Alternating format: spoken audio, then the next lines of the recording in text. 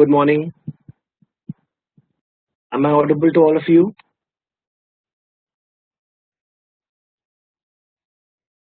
Okay. So let us start with our practice session. I have uploaded one presentation. It has total of 18 questions. All these questions are from past CAT papers, CAT or XAT papers.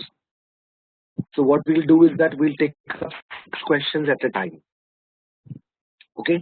Let's not solve all 18 together. We'll solve 6 at a time. The only advice that I can give you is that in error correction, what happens is that you will not be able to spot the errors if you read very quickly. So the best thing for you to do is that you read the sentences very slowly.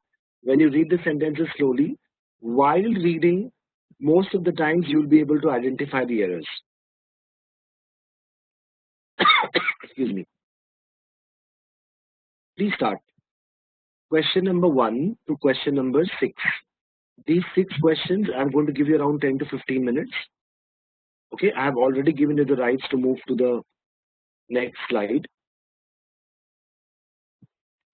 Please start. And when you are done, let me know. Otherwise, I'll start the discussion at around 9:20. Start, please. Question 1 to 6.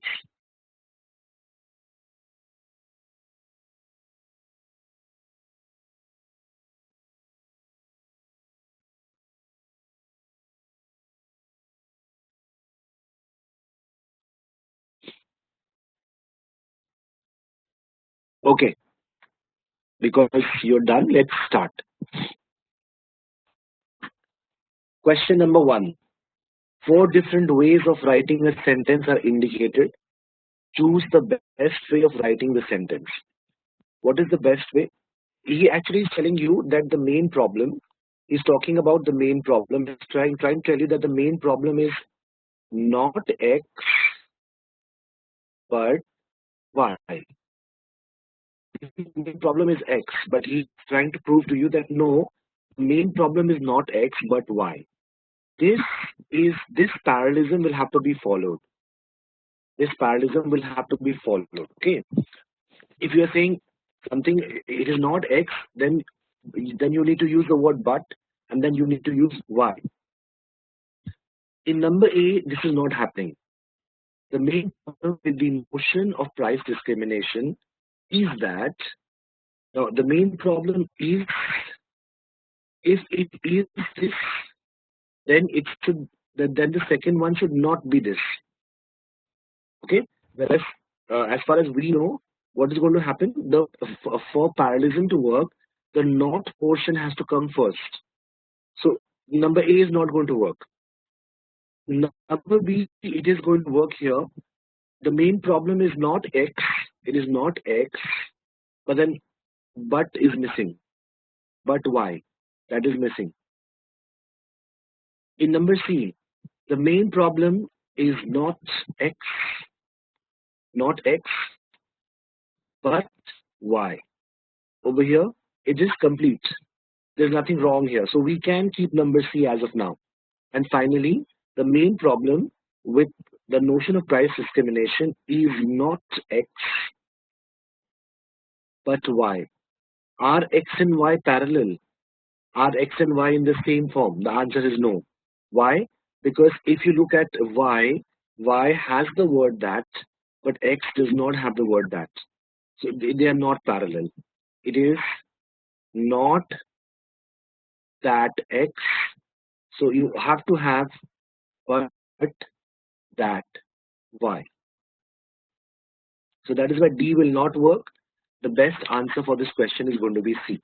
Rightly marked by you, answer is going to be C. But this is the logic. That is why I explained it in so much detail. Question number 2. Question number 2. Now he's telling you that a symbiotic relationship develops among 3 different kinds of people, right? Contractors, bureaucracy, and politicians. Now, if there are 3, then I can either use the with all of them, or I can make it common. If I use it with two of them, I leave out the third one, it is not parallel. So number A is not right.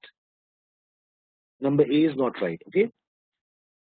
After that, if you look at number C, same thing is happening. A symbiotic relationship develops among contractors, bureaucracy, and the politicians. I cannot use an article only with the third one. If I want to use it, I'll have to use it with all of them, or I'll have to make it common by using it with just the first one. So number C also will not work. Over here, it is all right. Over here, this one is all right. This parallelism is all right.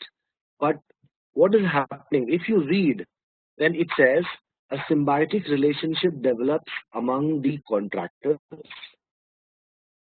bureaucracy, and politicians, and by large number of devices, costs are artificially escalated. Okay. Now, how do we artificially escalate the cost? What is the instrument that is used? Large number of devices. Okay. Large number of devices is actually the instrument that you use to bring about a result. And yesterday in the preposition class, I told you that when you are talking about instrument, then can you use the preposition by or will you use the preposition with? Tell me. Will you use with or will you use by? With, because by is used for the agent. Okay. By is a preposition that is used for agent. He was killed by a lunatic. He was killed by a criminal with a dagger. Because this is a device, this is an instrument. The instrument है through which and black money is generated and underhanded deals are done. Because it's an instrument, that is why you'll have to use with. That is why the answer for this question is B and not D. There is no problem of parallelism also. Contractors, bureaucracy, and politicians. No article is common, and in fact, none of the three has the article.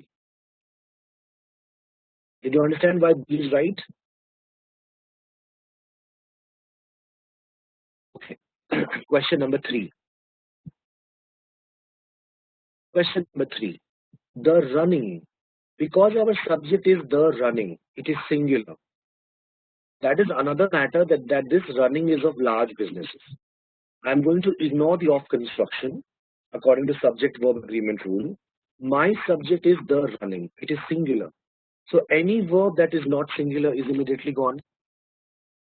Number A and number D gone. Yes or no? Now, number A and number D gone, right? So over here, the running, I'm going to ignore this, of a large business consists of getting somebody to make something that somebody else will sell to somebody else for more than it costs. Because it is singular, I will have to use a singular verb, costs. This looks absolutely all right. Number B looks absolutely all right. Okay, so over here both the verbs are all right. In option number C, the first verb is all right, but the second verb, more than it cost, this one is actually wrong. That is why C is wrong. Answer for this question should be B. Okay.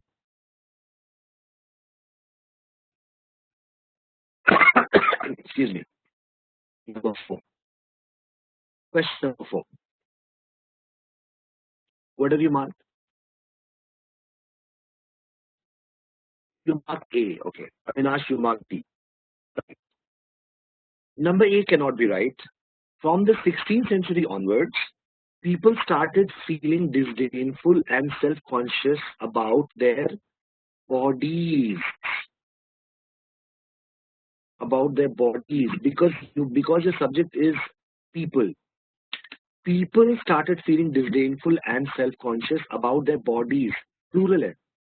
People is plural. So I cannot have body. Number A is immediately gone. Okay, coming to number D. Number D says the heightened focus on emotional and bodily regulations excuse me, started from the 16th century onwards, when people felt a disdain and self-consciousness about the body and its products. Okay. Now, please understand, when you feel disdain and when you are self-conscious, then after self-conscious, if you are self-conscious, you're self-conscious about something. This is all right. But do you feel disdain about something? No. Over here, what is happening is that for both disdain and self-consciousness, this word about seems to be common. But you cannot feel disdain about somebody or something. You always feel, because disdain is hatred. Disdain means hatred. You cannot feel hatred about. You always feel hatred for someone or something. That is why number D, it is not going to work, because the word about cannot be common for both disdain and self-consciousness. It should have been written, the better way would have been when people felt disdain for and self-conscious about. Okay, that would have been better. So number D is not going to work. Best answer, best answer for this question is going to be C. From the 16th century onwards, a growing disdain for and self-consciousness about the body and its products took hold, leading to a heightened focus on emotional and bodily regulation. It should be number C. Number B also will not work, because again the preposition about over here is common for disdain and self-consciousness, which is not possible.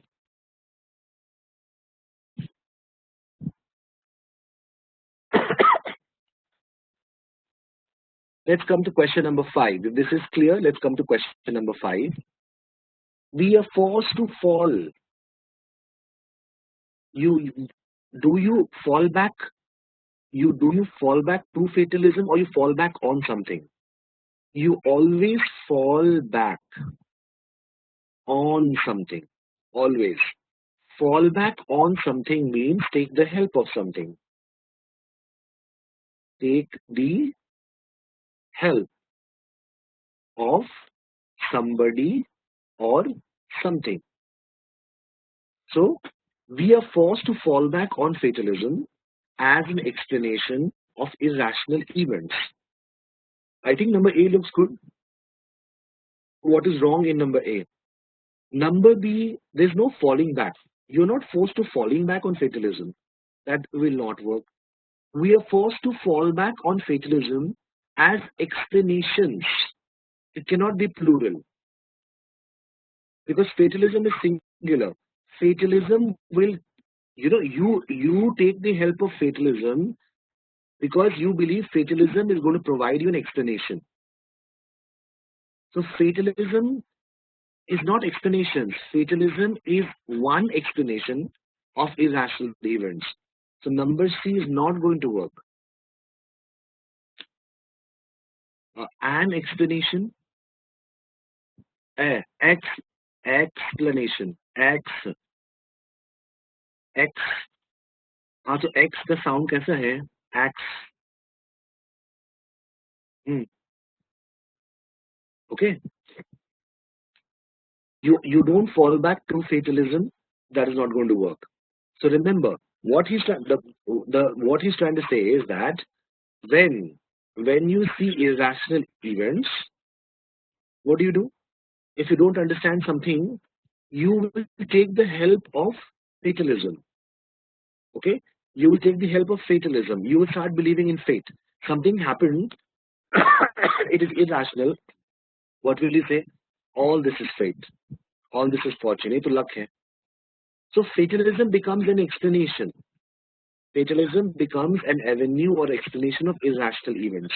That is why answer for question number 5 is going to be A. Okay?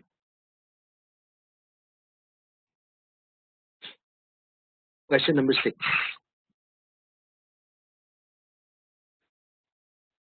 Over here again, not only but also parallelism. He's actually testing you on parallelism. Parallelism, not only but also, right? So it is not only as valuable for itself but also as a service to the nation. Not only as valuable for itself does not mean anything. As value for itself has no meaning. So number A is not going to work. Over here, parallelism rule is not followed. B cannot be right. Not only regarded as valuable, but also it's not only regarded verb, but also over here I need a verb. To maintain parallelism, I need a verb over here. So number C also is not going to work. Regarded becomes common. Creativity in any field is regarded not only as valuable in itself, but also as. Now both the places we have used as, it is parallel. Not only as valuable in itself, but also as a service to the nation. This is going to work. Regarded is common for both because it comes before them, and that is why number D is the best answer. Yes, rightly marked by you, number D is the best answer.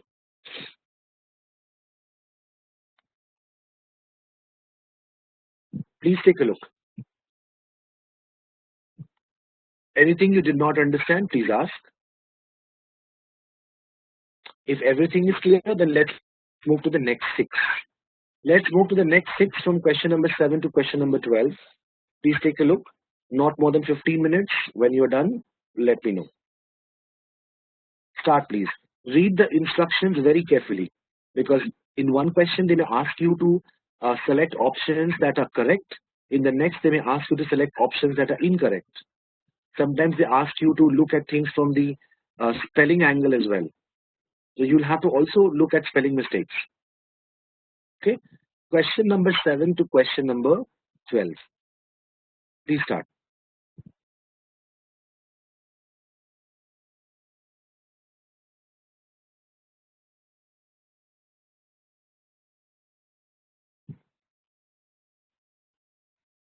Okay, let's see. Question number 7 to question number 12. Number 7, you are supposed to read the sentences and you will select the option which indicates the grammatically correct and the appropriate sentence. Okay, the ones that are correct and appropriate. The balance of power will shift to the east as China and India, plural, as they evolve. Correct.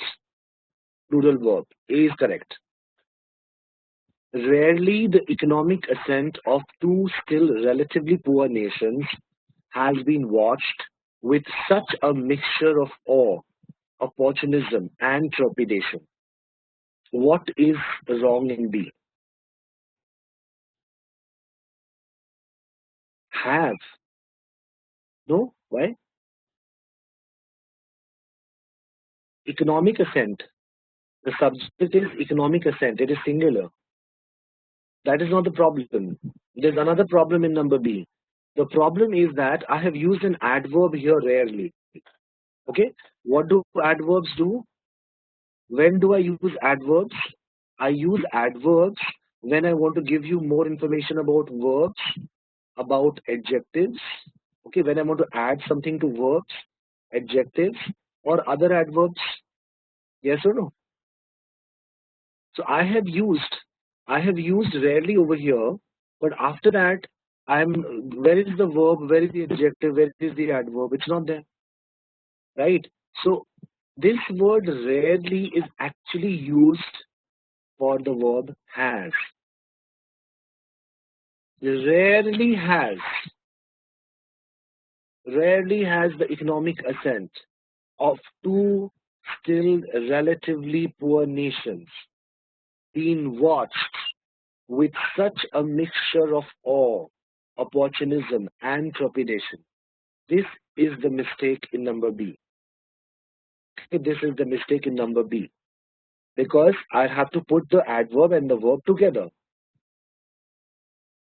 Number C, post-war era witnessed economic miracles in Japan and South Korea, but neither was populous enough to power worldwide growth or change the game in a complete spectrum of industries. What is wrong here? Can you tell me what is the mistake? Changes, okay? Instead of change, you want to use the word change? Changes? Why? But neither was populous enough to power worldwide growth or change the game in a complete spectrum of industries. No, over here, I'm not using it as a conjunction. If I'm not using the word neither as a conjunction, then I don't need to use it as a pair. Okay? The word neither is not being used as a conjunction here. Neither X nor Y.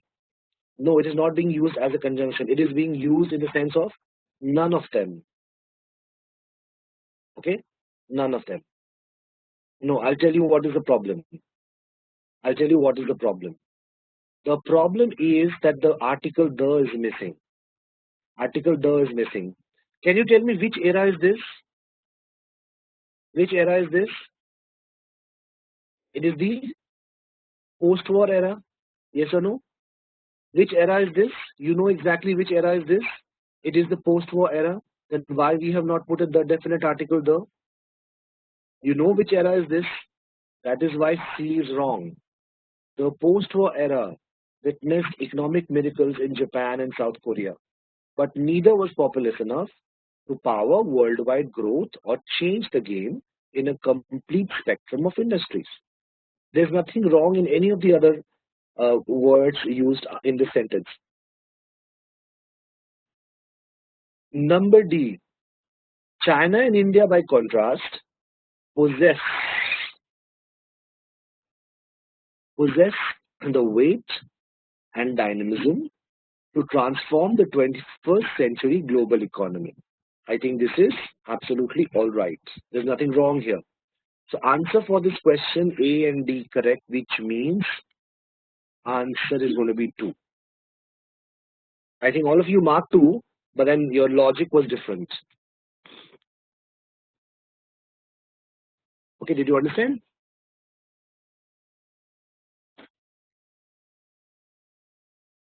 Question number 8.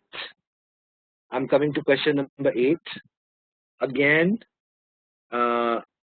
select sentences that are correct in terms of grammar and usage. Okay, we have to select sentences that are correct in terms of grammar and usage. It is sometimes told that democratic government originated in the city-states of ancient Greece. Okay, it is sometimes told. Is this correct? No. It is sometimes said. It is sometimes said that democratic government originated in the city-states of ancient Greece, which means the first one is wrong, number B is right. What is the difference between told and said? I think we have discussed this. Why are we not using the word told? Because told is a transitive verb. Yes, told is a transitive verb. Whenever you use the word told, after told, you need to tell me, you need to name the object. I told you, he told me. So over here, there is no object. It is sometimes told. Told whom? The object is missing there, right? So I cannot use told. I'll have to use said, because said is intransitive verb. Said is intransitive verb. And that is why over here, number A is wrong. Number B, everything is all right. So it is sometimes said that democratic government originated in the city-states of ancient Greece. Yes, city-states. City-states means these were countries, but they were as big as cities. Okay, there were small, many countries, but these countries were as big as cities. Yes, Avinash, this is absolutely right. There's nothing wrong here. There are many city-states. In today's world also, there are many city-states. For example, Singapore. Singapore is a city-state. Vatican City. Vatican City is a city-state. Okay, so it is a state means it is a country. It is a country, but it's as big as a city. So, democratic government originated in the city-states of ancient Greece, right? Then he says, democratic ideals have been handed to us from that time. Now, because these ideas have come to us from that time, that means from the past, because it has come from the past to the present time, whenever something comes from the past, it has been handed to you from the past, you always say it has been handed down to us. The preposition will always be handed down. Why? Because it has come to you through the generations. So it has been handed down to us from that time. Number C is wrong. Why don't we say handed to us? Because handed to us means that somebody has given it to me, but that does not necessarily mean that that thing has come from the past. For example, let's say you work in an office. Okay, your colleague handed to you the project report. Are you getting the difference? Your colleague handed to you the project report. So this project report did not come from the past. Your colleague handed it to you. If you want to say that something has come to you from the past, then you need to use down with handed. Only then it means that this is something which has come from your ancestors. That is why number C also is wrong. From that time means ancient Greece is mentioned this. Ancient. That time is ancient time, Avinash. Okay? So there's a difference between hand down and hand. Hand something to me and hand down something to your progeny or to your children. These are two different things, right? Remember this always. Number D. In truth, however, this is an unhelpful assertion. Everything is all right in number D. Nothing wrong. The statement that democracy has come from the ancient Greece. In truth, however, this is an unhelpful assertion. Which assertion are we talking about? Excuse me. The assertion that democracy has come from the ancient Greeks. Okay? Because why he's saying it is unhelpful? Then he gives you the reason. The reason is the Greeks gave us the word, but over here the word should be but did not provide us with the model. That is why he's saying this is an unhelpful assertion. You cannot give all the credit to ancient Greeks. Why? Because yes, the Greeks gave us the word, but they never provided us with a model. So this also is wrong. Number E is wrong. I cannot use hence.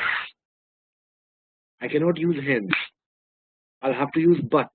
Only then number D also will make sense. Which means only B and D are correct. Answer for this question is 3. Okay? Excuse me. Number 9. Question number 9. Again, identify the sentences that are correct in terms of grammar and usage. When I returned to home, wrong. Returned is a transitive verb. After the transitive verb, there's an object. I told you between the object and the verb, don't put anything there. So this is going to be wrong. When I returned home, I began to read everything I could get my hands on. This word has to be hands. You always get your hands on something. Okay? That means you find something. So I could get my hands on about Israel. So whatever information I could pull out about Israel, I started reading it. It is not hand on. It should be hands on. So number B also is right. Is wrong. That same year, what happens?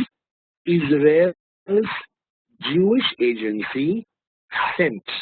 Correct. What did they send? They sent a shaliach. Now, who's the shaliach? Comma. Shaliach is a sort of recruiter. Comma. Where was this guy sent? Because a sort of recruiter is a modifier for shaliach. I have to separate it. Okay, I have to use commas and separate it. Otherwise, it's going to be confusing. Who's a shaliach? He's a sort of recruiter. Where was he sent? He was sent to Minneapolis. So number D, because it does not use the comma, then it seems that a shaliach, a sort of recruiter to Minneapolis. Does not make any sense. That same year, Israel's Jewish agency sent a shaliach, a sort of recruiter to Minneapolis. So it seems that the shaliach was sent a recruiter. But it's the other way around. Shaliach is a recruiter who was sent to Minneapolis. And that is why number D also is wrong. And finally, number E, I became one of his most active devotees. This is right. So C and E both are right, which means answer for this question is 1.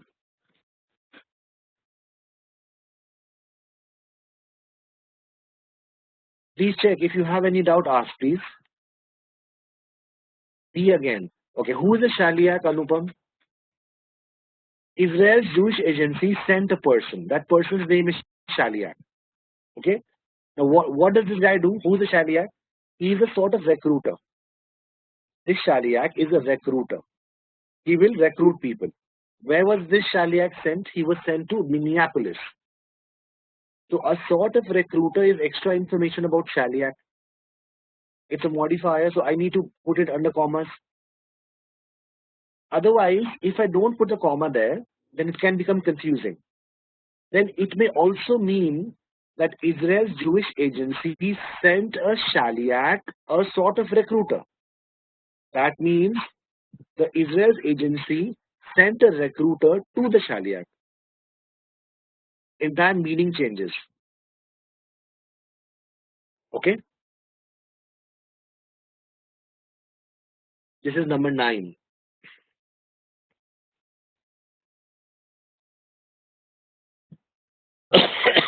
Because if I don't put a comma after recruiter, Avinash, then is he a recruiter to Minneapolis? Or he was sent to Minneapolis? He was sent to Minneapolis, isn't it? Otherwise, if I don't put a comma after recruiter, then it will seem that shaliach is a sort of recruiter to Minneapolis. Minneapolis ka recruiter hai shaliach.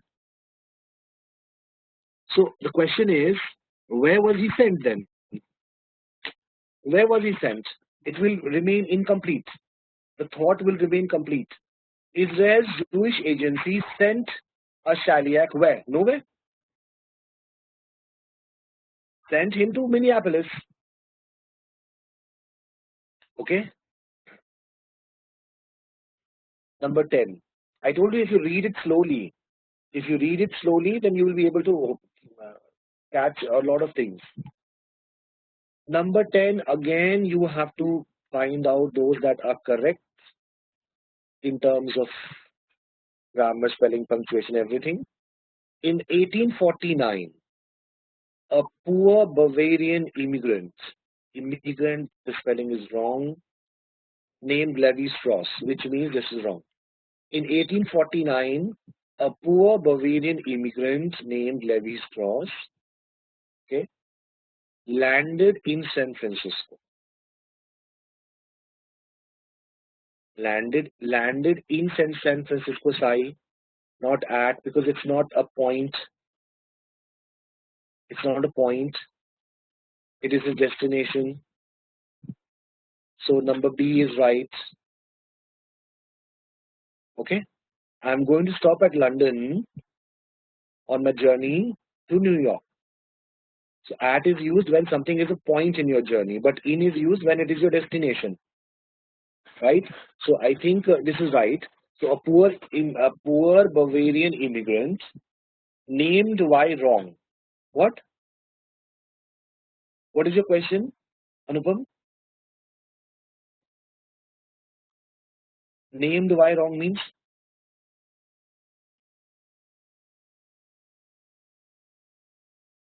two crosses. Okay, two crosses means no. Levy. This sentence is wrong. This sentence is wrong. This cross is to signify that the sentence is wrong. Okay. This cross is to signify that the spelling of immigrant is wrong. So this immigrant named Levi Strauss landed in San Francisco, California, comma, at the invitation of his brother-in-law. Now, who is his brother-in-law? Comma. His brother-in-law is David Stern. Again, comma, because it is David Stern who is the owner of, I think over here so many articles are missing. David Stern is the owner of a dry goods business. So number C also is wrong. Number D also is wrong. Yes or no? This dry goods business would later become known as, or be known as, it will become known as, I can use become or be, both. Just a minute. Yeah, it will become known as Levi Strauss and Company. So this also is wrong. Only number B is right, which means our answer is 1. Okay. Now, Sai, your question is, when it's a journey or when you are traveling, we should use at. Yes. You should use at if that place is not your ultimate destination. Excuse me. If that place is not normally the place where you stay. If it is a point in your journey. But over here, he has landed in San Francisco, California. That means he has come here to stay. Okay. He has come here to stay. Okay. So only one is correct. That is number B. Did you understand? Anybody has any doubt over here? Okay. Coming to 11 and 12.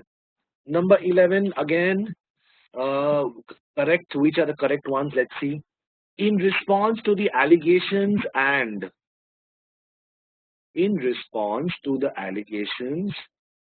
condemnation pouring in, correct? Nike implemented comprehensive changes in its labor policy because it's Nike. In its labor policy. So this is going to be wrong. Allegations and condemnation. Condemnation hoga ya condemnations hoga, you cannot say with guarantee. It can be one condemnation or there may be many condemnations. So as of right now, you can't say that this has to be plural. There can be many allegations, but there can be one condemnation. Abhinash. Okay? So no, this is not wrong. This is not wrong. It is right. But yes, number B is wrong. Nike implemented comprehensive changes in there. There is not right. There is plural. Nike is singular. So in its labor policy, number C, perhaps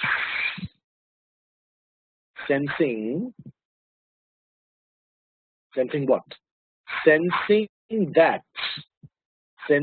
that the rising tide of global labor concerns from the public, this comma should not be there.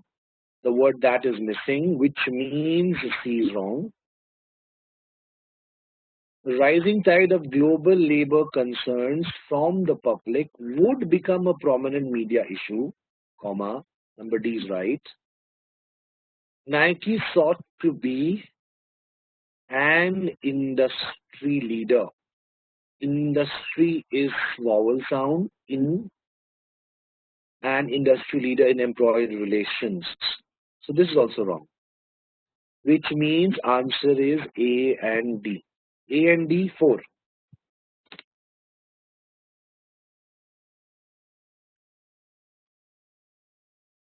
In D, who would? No, from the public. Sensing that the rising tide of global labor concerns from the public would become a prominent media issue. Why do I need to use who? There's no need. There is no need to use the word who. It is not the public who would become a prominent media issue. If I use who, then it seems that the public would become a prominent media issue. No, the global labor concerns will become a prominent media issue. Okay, so I think A and D, they are correct. Others are wrong. Coming to question number 12. Again, which one is correct? Charges and counter charges mean nothing. Correct. To the few millions, few millions who have lost their homes. Incorrect. Because million few बोल रहे हो तो मतलब बहुत सारे हैं. It's countable, right? It's not one, it's countable, plural, millions. And these people have lost their homes. Okay. Then you say the nightmare is far from over. Okay. Why? For the government, okay, is still unable to reach hundreds who are marooned. Okay. Who are these people? They are the people who are marooned. So I know exactly who they are. Reach the hundreds who are marooned. The article is required there because these are the people who are marooned. Definite article is required there. So number D is wrong. The government is still unable to reach the hundreds who are marooned. Who are these hundreds? They are the people who are marooned. I know exactly who they are, so I'll have to use a definite article.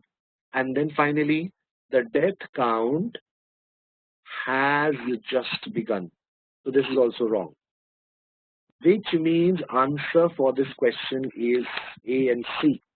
Number 3. Number 3 is the answer for question number 12.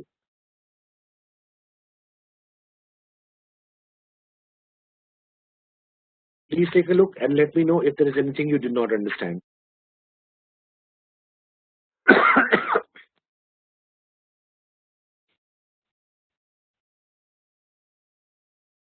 Okay, so whatever things we are discussing over here, just keep them in mind because they tend to repeat this pattern.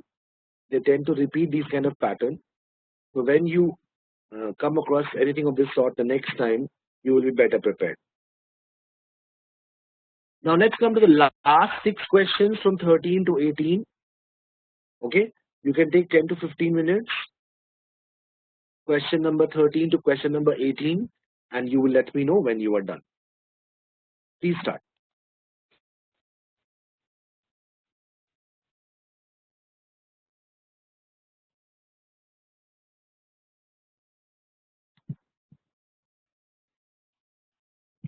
Okay, so let's check.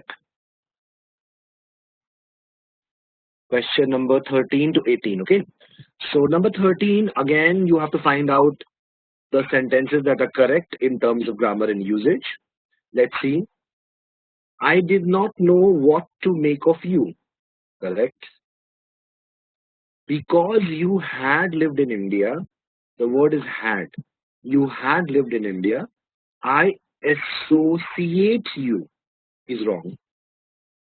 Because you had lived in India, I associated you more with my parents than with myself. So there are two mistakes here. Two mistakes here. That is why number B is wrong. Okay, did you understand what is the mistake in the B? You don't associate with me, you associate with myself. Number C. And yet, You were unlike my cousins in Calcutta, who seemed so innocent and obedient when I visited them.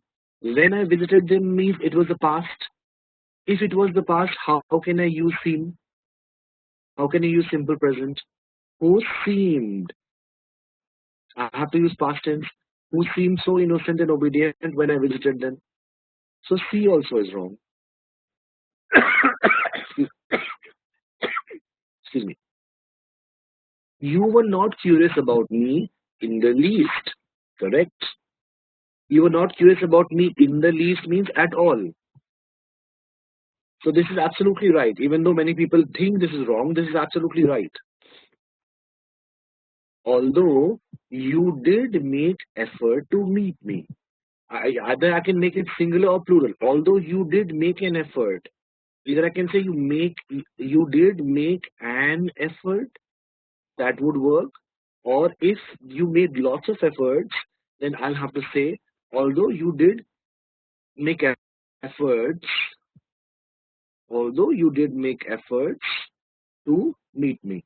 So in either way, this is actually going to be wrong. Number E is going to be wrong in both the cases, which means A and D are right. Answer is going to be 5. In the least, in the least means at all. In the least means at all.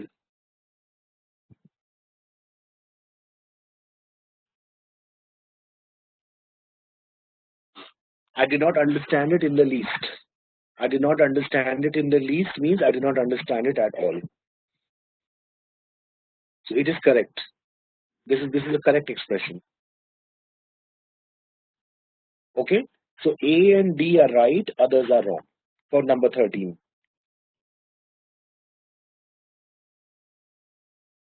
Question number 14. Now you have to fill in the blank with the correct sentence. The ancient Egyptians believed. What did they believe? Believed, okay, that it was essential that things they portrayed. Hmm. Believed that it was essential that things they portrayed must have. Okay, things they portrayed. If this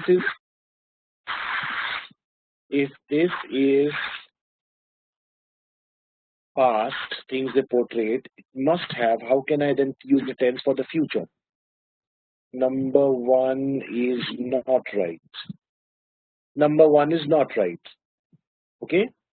They believe that it was essential that things they portray, not portrayed. So number one is gone. I think why it is gone? Because if I use portrayed, then I have to use the past tense. Must have, I cannot use the future tense, right? Okay. Number two, the ancient Egyptians believed it was essential for things they portray to have had. I cannot use present perfect, have had. Why? Because over here we are not talking about uh, uh, anything that happened at an indefinite time in the past. We are just talking about the past. So we should not use have had. Number three, the ancient Egyptians believed it was essential that the things they portrayed, okay, had, okay, I think both are right. Okay, it was essential that the things they portrayed had every relevant feature shown as clearly as possible so that when these objects were magically reanimated through the correct rituals, then in the future they would be able to function correctly. Number three looks good. Number three looks good. Okay. Number three looks good. What about number one and number two? I've already told you it is not going to work. Number four, the ancient Egyptians believed that when they portrayed things, It should have. When they, when, if it should have, if you're saying it should have, then how can you use portrayed? You'll have to use portray. When they portray things, then it should have. Number four is not going to work. Three. Answer for this question is going to be three. Okay. Answer for this question is going to be three. Please take a look.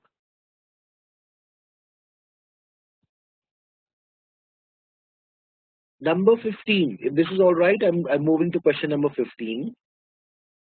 Again, you have to fill in the blanks. Archaeologists believe that the piece of redware pottery excavated recently near Bhavnagar. Okay. And now we're talking about how old it is. It is estimated. Something is estimated as being is wrong. Are estimated reasonably certain is wrong. And estimated at about 3,400 years old is wrong. Something is estimated to be. Okay, the correct expression is something is estimated to be. Number 4 should be the answer. And estimated with reasonable certainty to be about 3,400 years old. Shed light on a hitherto dark 600-year period in the Harappan history of Gujarat. Should be number 4. Answer should be number 4. You cannot say something is estimated at, it's always estimated to be. Number 2. Are estimated reasonably certain to be. Reasonably certain is not right. It is estimated with reasonable certainty.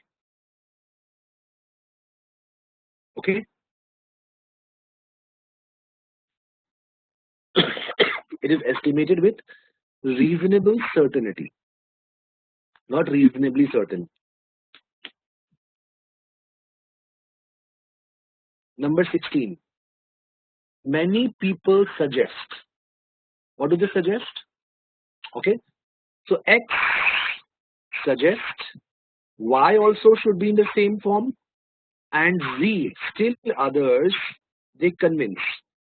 You see the verb form? Suggest, convince, and the next one has also to be in the same form.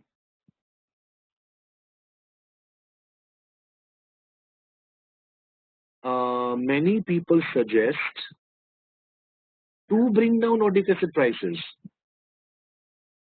Okay. No. Do you suggest to? Or do you suggest something? To is not going to work.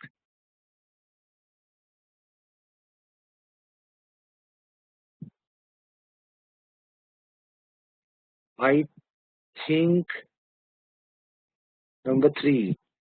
Number 3 should be the answer for 16. Yeah, number 3 should be the answer. Because whenever you use the word suggest, okay, what do you suggest? I suggest exercise. I suggest exercise. I suggest a walk. After the word suggest, you cannot use to. If you use to, suggest to.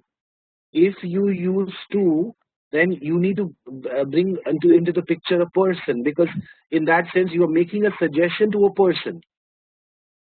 So how can you suggest to bring down uric acid prices? Yeah, to shouldn't follow suggest. Yes. To should not follow suggest. And if it follows suggest, if it follows suggest, then there has to be a person, because you are suggesting it to a person. It is in the form of a suggestion, okay? So that is why I think number 1 is not going to work. Number 1 is not going to work. Over here, number 2, the third part is advocating. The verb form is in the ing form. It is the gerund form, whereas others, they are in the normal verb form, suggest, convince, and advocate.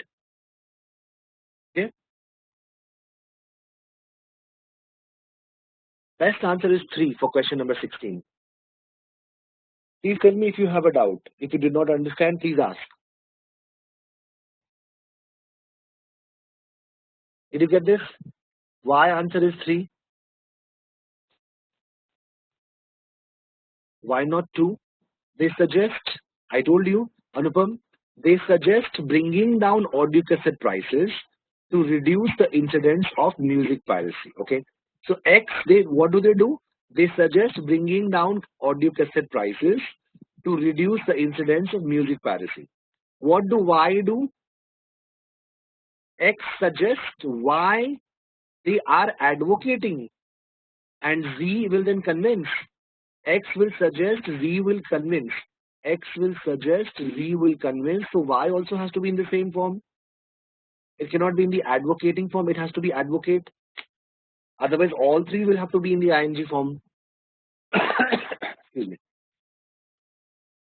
Answer is going to be 3 for question number 16.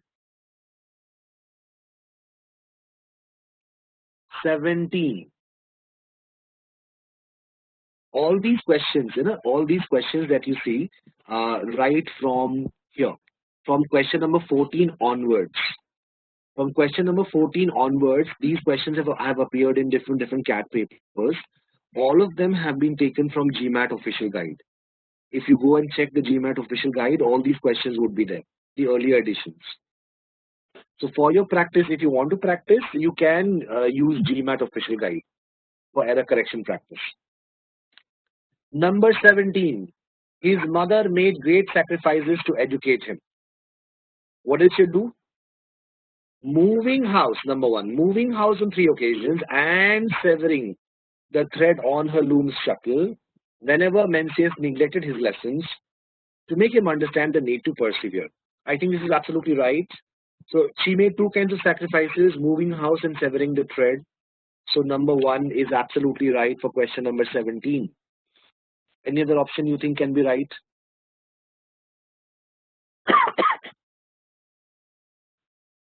So 17 was easy. And finally come to quite the last question for today, number 18. The MP rose up to say. Rose up. How can you rise down? Okay, redundant. There's one mistake here. The MP rose up to say that, in her opinion, she thought. When it is her opinion, then it's obvious that she thought. Again, there's redundancy here. In her opinion, she thought the women's reservation bill should be passed on. Pass on means die. Somebody or something is passed on or has passed on means died. So she believes that women's reservation bill should die unanimously. No, she believes that women's reservation bill should pass. It should be accepted. So, in her opinion, she thought wrong. Pass on, wrong. Pass on, wrong. Should be passed, yes. She rose to say that she thought the women's reservation bill should be passed, yes. Number 1 is the answer for question number 18. After the word rose, we generally should not use up, because how can you rise down? You'll always rise up, isn't it?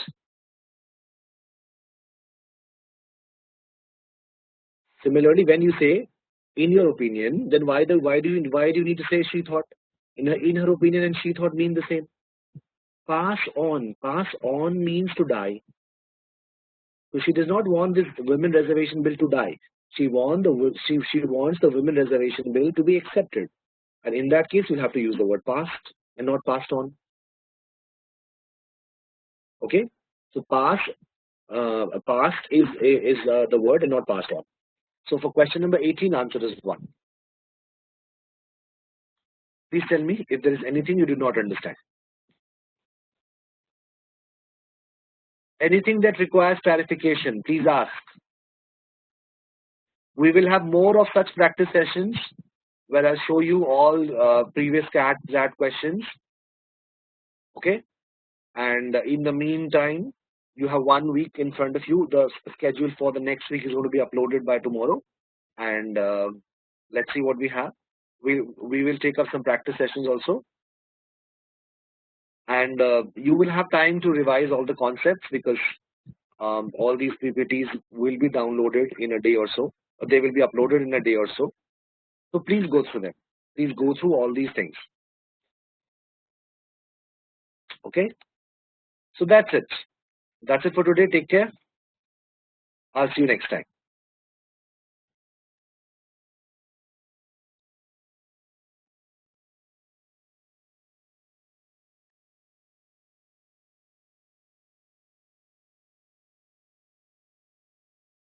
Good evening. Am I audible to you? Okay. Last time we had taken up one practice session on error correction.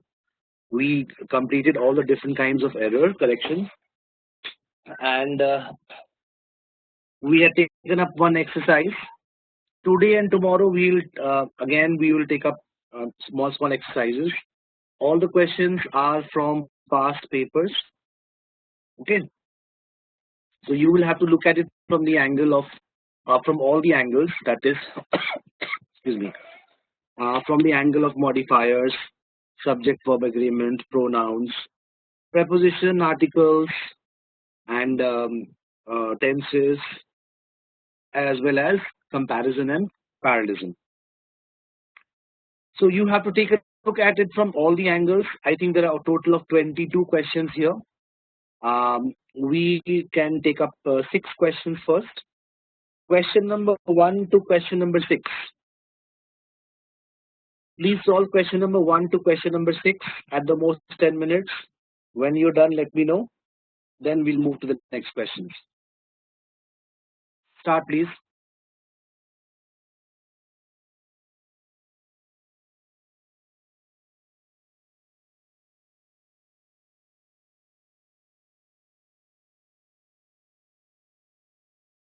Anupam, you asking me, is there any error related to punctuation? No, if they want you to test on, if they want to test you on punctuation, they will state specifically that punctuation also is important. But yes, if there is an absolute need for a comma and you don't put a comma there, then that is an error.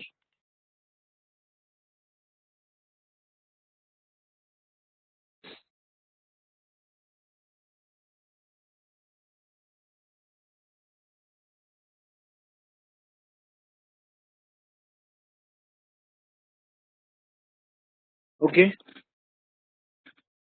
I think we should check. So, question number 1, he's telling you that there are certain number of sentences. You have to select that option where the sentence is correct. Okay, where is the sentence correct? Sai, you have marked number 3. The Excel company have greatly enhanced. The Excel company is singular. Why are you using have? No, this is not right. The Excel company is singular, so the answer has to be has. Okay. Now the question is it 1 or is it 2? It has to be number 2. The Excel company has greatly increased its. The possessive form is its without the apostrophe. This is important. IT apostrophe S. The meaning of this is it is. This does not mean belonging to it. Whereas its ITS without the apostrophe means belonging to it. It is the possessive case. I think we have discussed this in our session. So that is why answer for this question number 2 is going to be number 2. Yes, for question number 1, answer is going to be 2. Okay. Number 2. Question number 2. Now in question number 2 also, you have to select the grammatically correct and appropriate sentence. So which sentence is appropriate? Avinash, you have marked number 1. Okay. There is Mr. Som, whom they say is the best singer in the country. Now, whenever we have to find out whether we are going to use who or whom, we are going to frame a question. Who or whom do they say is the best singer? Okay.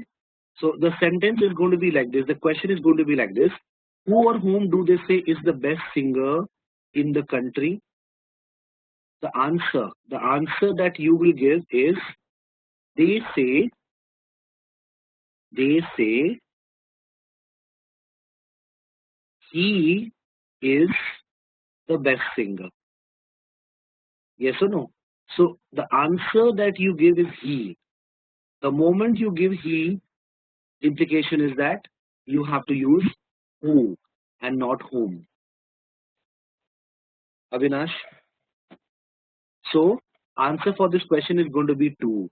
There is Mr. Som, who they say is the best singer in the country.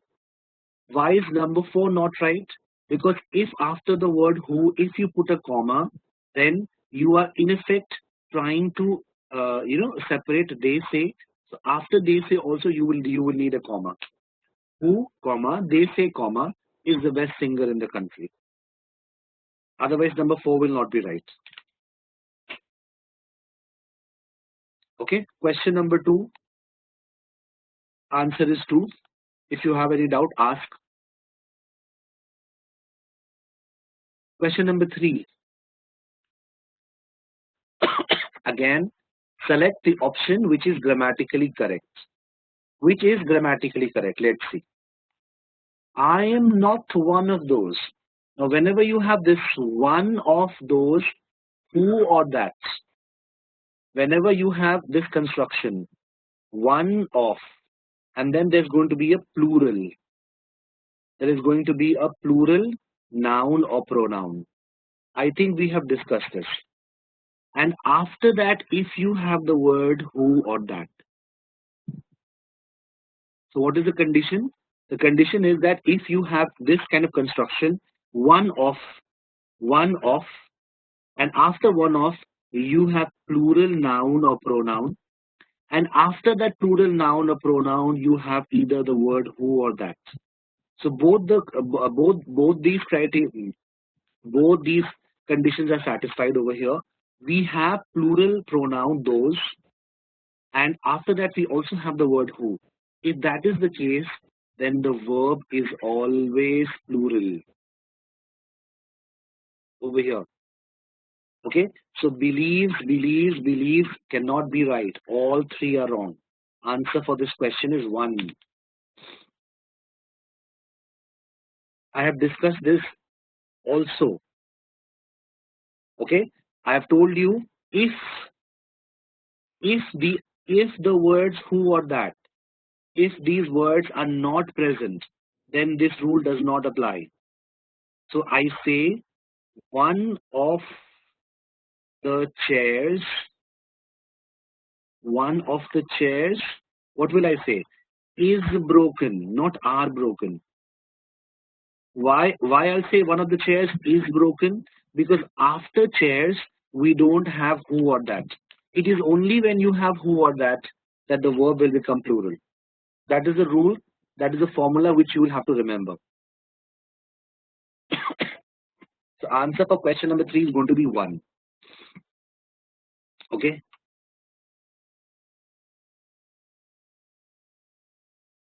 Okay, Abhinash, Sai, Meher, all of you marked number 4.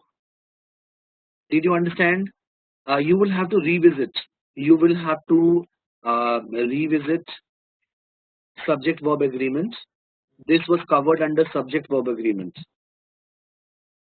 Okay, where is the plural noun or pronoun?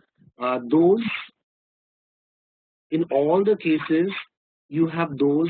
So those is a plural pronoun, Meher. Okay, so these rules are covered under subject-verb agreement. If you have not gone through that exercise, then you will have to go through it once more. One hears, yes, one hears should be right, should be there. Means I did not understand your question, Sai.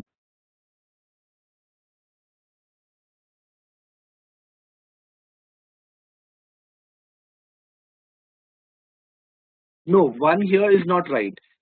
Everything they here. Why? What you're trying to say is that over here, do you need singular or plural? You need plural because right now I told you that your subject is plural. Who are they? Those people who believe everything. So this is correct. This is correct. Your subject is not one. Your subject is one of those. So those is the subject, which is plural. Okay, this is what I'm trying to tell you. When you have this kind of construction, one of, and then there's a plural noun or pronoun, and then you have the words who or that, then it automatically becomes plural. That is why you use a plural verb.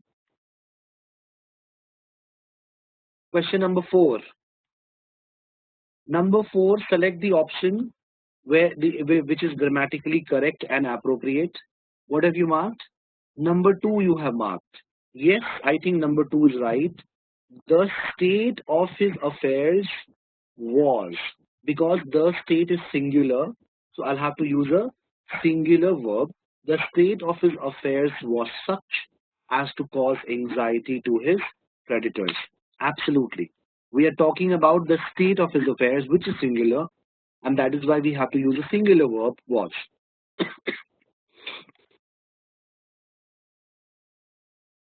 Question number 5. Select the option which indicates grammatically correct and appropriate sentence. Which one is right? Whenever you are using one, then the possessive form of one cannot be any other word except one's. It cannot be his. All three are wrong. I have told you whenever you use one should understand one's duties. I should not say one should understand his duty, her duty, their duty. All this is wrong. ये सारा wrong है. All this is wrong. So there's only one answer possible. That is one. Option number 1. Cannot one do what one likes with one's own? One's own is the possessive case of one. One's is the possessive case of one. The only possible possessive case of one is one's. We cannot use his or her. I cannot say one should not take his or her family granted. Even though we use it, even though we use it commonly, but the correct expression is one should not take one's family for granted.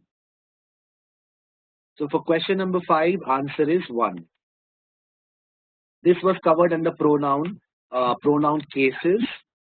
Question number 5 is from pronoun cases.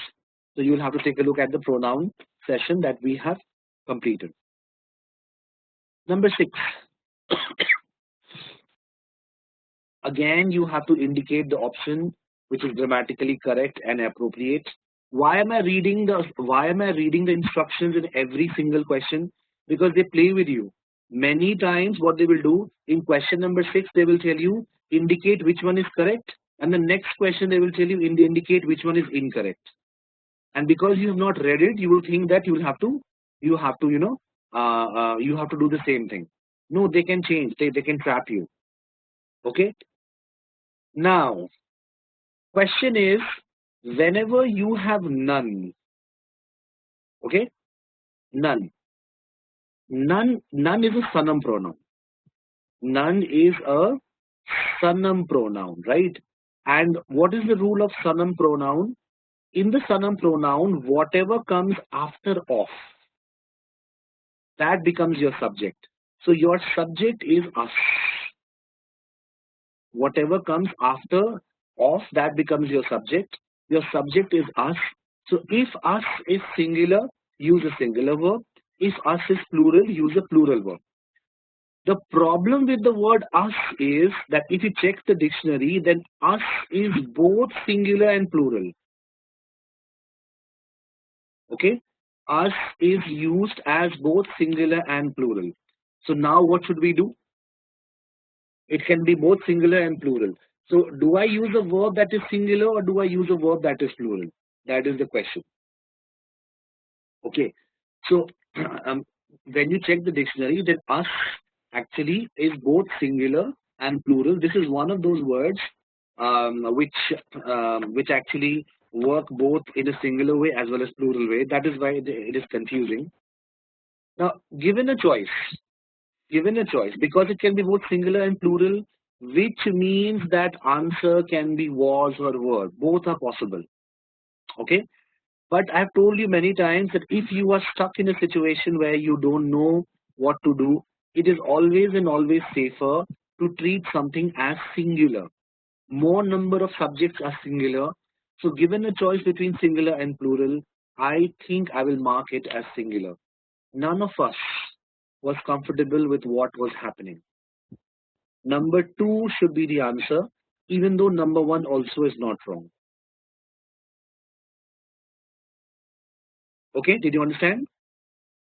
Because if you check the dictionary, us means no one and not any. It has two meanings. So no one means singular, not any is plural. So we don't know what to treat it, whether to treat it as singular or plural. It becomes confusing. But I've told you again and again that um, the basic rule states that if you have a confusing subject, if you are unable to find out whether the subject is singular or plural, then there is higher possibility of the subject being singular. So it's always safer to mark the subject as singular, even though exceptions are always there. That is why answer for question number 6 is going to be 2. Okay.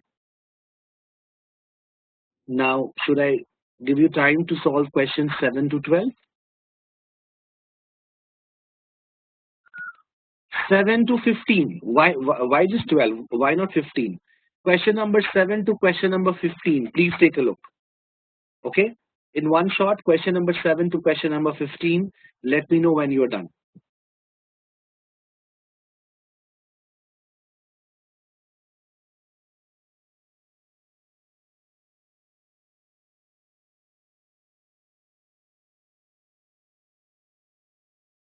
Is everyone through from question 7 to 15? Should we check? Yes? Okay. Question number 7. Each of the students or student have or has done well. Each of the student, if I am using the word each, then how can it be singular? Why do I need to use student? Only when there are lots of them, then I'll say each of them, right? So each of the students, because the word each precedes the subject students, then that is why we will have to use a singular verb. Whenever the word each, every, either, neither precedes a subject, then the subject automatically becomes singular and we have to use a singular verb. That is why we have used has.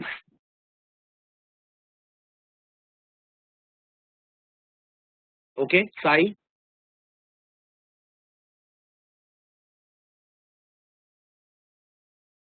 Otherwise, if I simply say each of the student, if there is only one student, then why do I have to say each?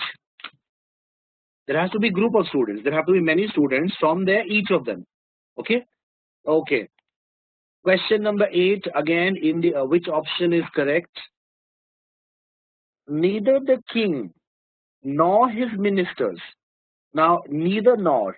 I'm using neither nor and I'm connecting two subjects. One of them is singular, the other one is plural. Because the verb is closer to ministers and ministers is plural. It is plural, right? So I will have to use a plural verb. This one, I think number 3 should be the answer. Neither the king nor his ministers desire war. Okay? Neither the king nor his ministers desire war. It has to be plural because when you have two subjects, One is singular, the other one is plural. They are connected by neither nor. Then verb is going to agree in number with the subject that it is closer to. This rule also we have covered in subject-verb agreements. We have seen this rule also. So if you revise, you will come to know. Question number 8, answer is 3. Question number 9. Sentence has been broken up into 4 parts. Choose the part which contains a mistake. So which part has a mistake? A feasibility study survey, a feasibility survey has now been completed in India to establish a network of felicitate contacts. What is the meaning of felicitate contacts? No. A feasibility survey has been completed in India to establish a network to facilitate contacts. I think the word that we need over here is to facilitate. To facilitate. That means to make it easier. To facilitate contact between small and medium enterprises. Number C is wrong. Number C is wrong. There is nothing wrong in A and B. What is wrong in A? A feasibility survey has now been completed in India. What is wrong? And by the way, what is wrong in B as well? Now has now been completed. No, now has been completed is not right. Has now been completed. No, no, please understand. The word now is an adverb. The word now is an adverb and it is modifying the verb being completed. So that is why it is coming before being completed. What is wrong? Has now been completed. It is modifying being completed. What is wrong in it? Normally adverbs will be placed immediately before or after the verb that it is going to modify. So being completed is the verb it's going to modify. That is why it's placed bang in front of it. What is wrong?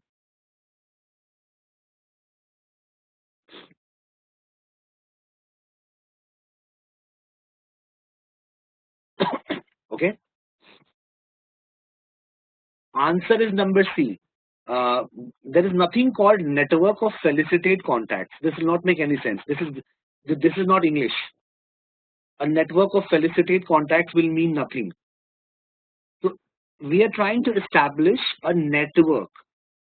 Why are we trying to establish a network? Because we want to facilitate the contacts between small and medium enterprises. That is why C is going to be the answer for question number 9.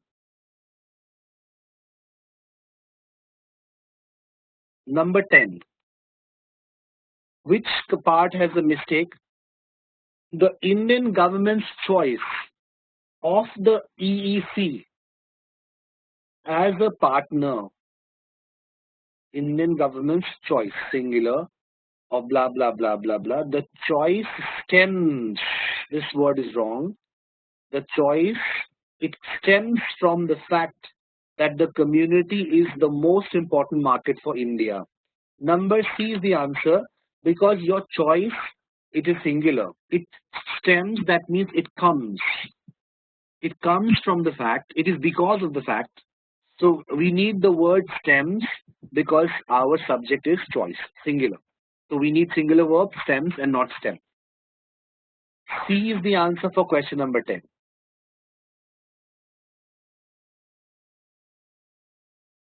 From the fact that the community, okay, it is a particular community. The community is the most important market for India. EEC. Which community is he talking about? He's talking about EEC. So it is a particular community, that is why the community is all right.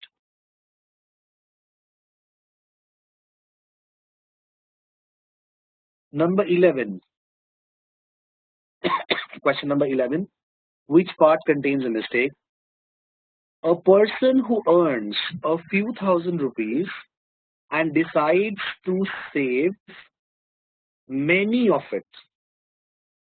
Okay, so you earn money and you decide to save much of it. Okay, number D is the answer. You cannot save many money. You can save much of the money. Much of the money that you earn, you can save. Because money per se is uncountable. Money is uncountable. Or decides to save most of it, yes. Most of it, much of it, both will work. Both will work, but many is not going to work. Okay?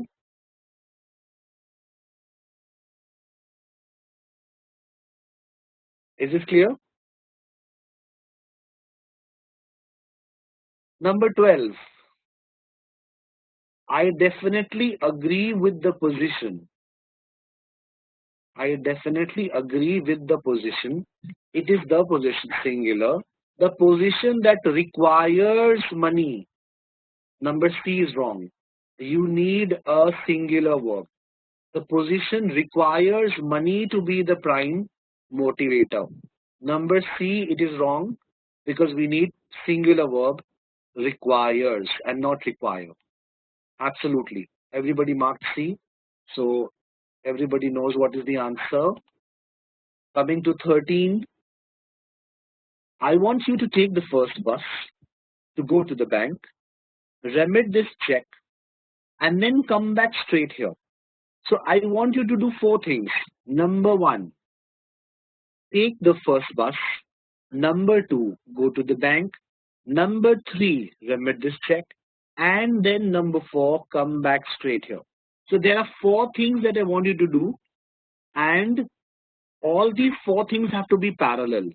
The problem is that with the first and with the second, I have used the word to, but I have not used the word to with the third and the fourth.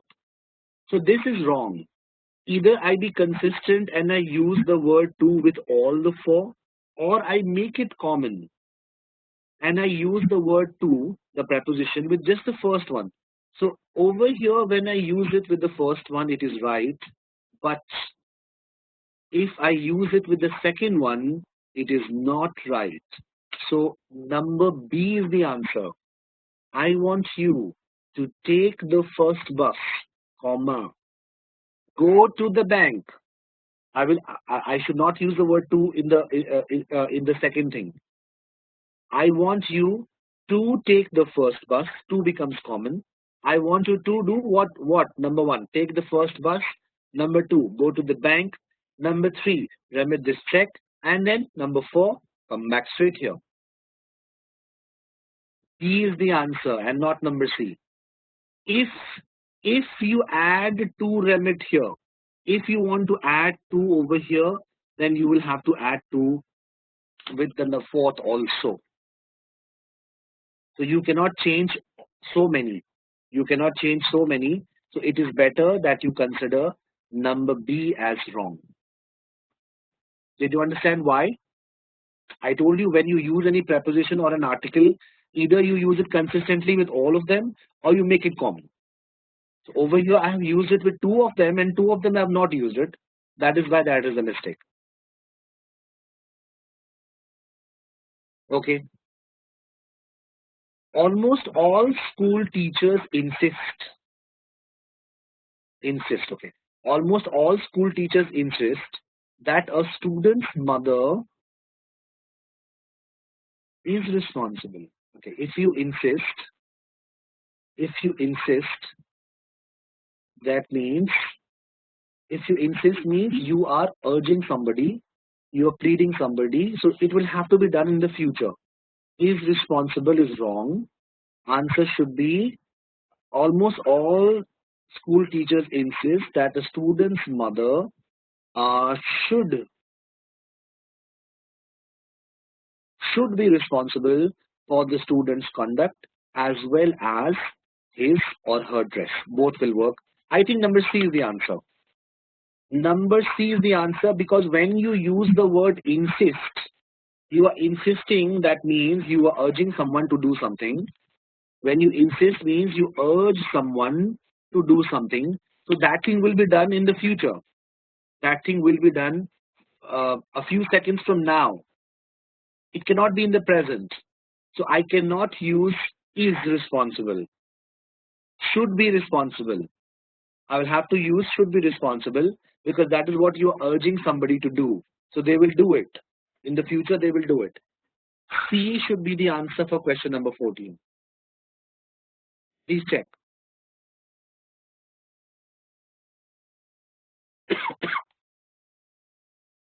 Did you understand this?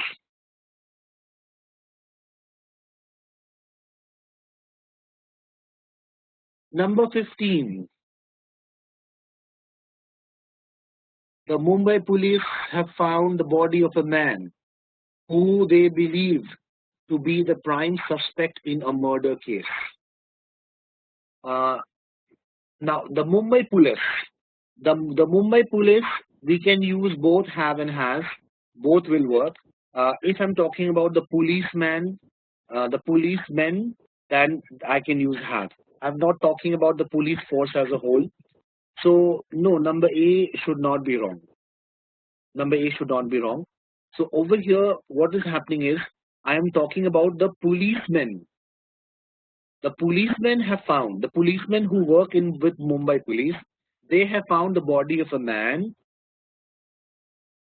whom, I think the word should be whom they believe to be the prime suspect. Because if I ask you, if you convert it into a question, who or whom, who or whom do they believe to be the prime suspect? So the answer is they believe him. They believe him to be the prime suspect. If it is him, that means this word has to be whom. Number C is the answer. Number C, it is wrong. As far as have is concerned, this is also right. If this word had been has, that would also have been right. Because in that case, the focus is on the police force as a whole. So you cannot, in the absence of any information, you cannot say with any certainty whether you're talking about the police force as a whole or you're talking about individual policemen. So you will have to treat it as correct. Answer for number 15 is C. Okay. Okay, now let's come to question number 16 till the end. I think there are how many? 22 questions? Let me check. Yeah, 22. From number 16 to question number 22, please take a look. From 16 to 22, please take a look and let me know when you're done. Please start.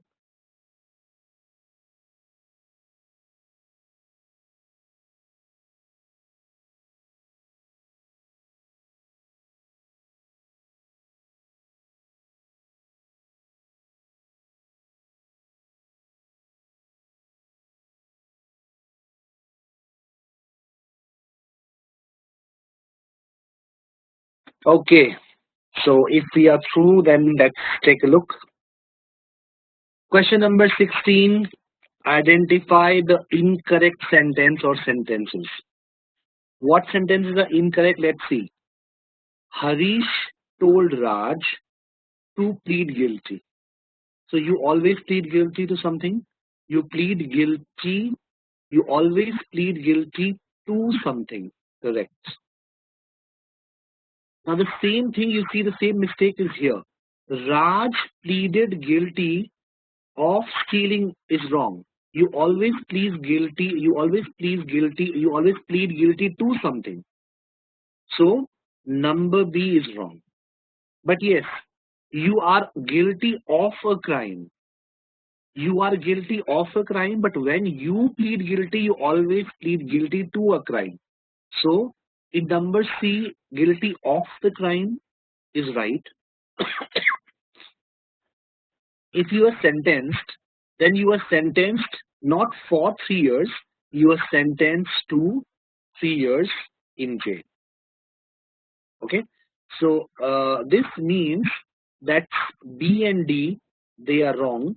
Answer is going to be 2. Please take a look. If you did not understand anything, we can discuss.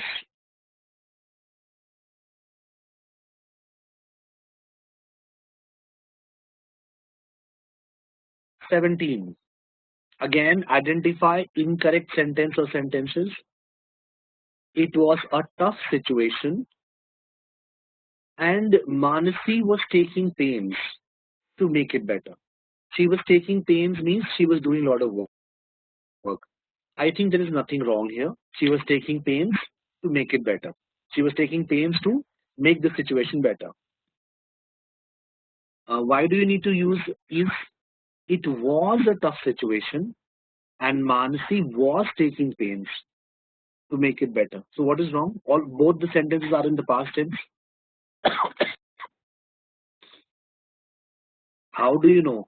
How do you know that it is present till now? Can't say. Okay? Can't say. To make the situation, taking pains to make it better. To make it, what is it? The tough situation. She is trying to make it better. There are multiple ways in which you can write this sentence. She was taking pains to make the situation better, to make it better. All are right. Instead of using the noun situation, I have used the pronoun it. What is wrong? Nothing wrong. But in number B, there is a mistake. Slowly, her efforts. Your efforts don't give fruit. Your efforts bear fruit. Slowly, her efforts bore fruit. Okay? Yes, your efforts bear fruit. So when your efforts bear fruit, that means they give you results. When your efforts bear fruit, that means they give you results. To give a result, to give a good result.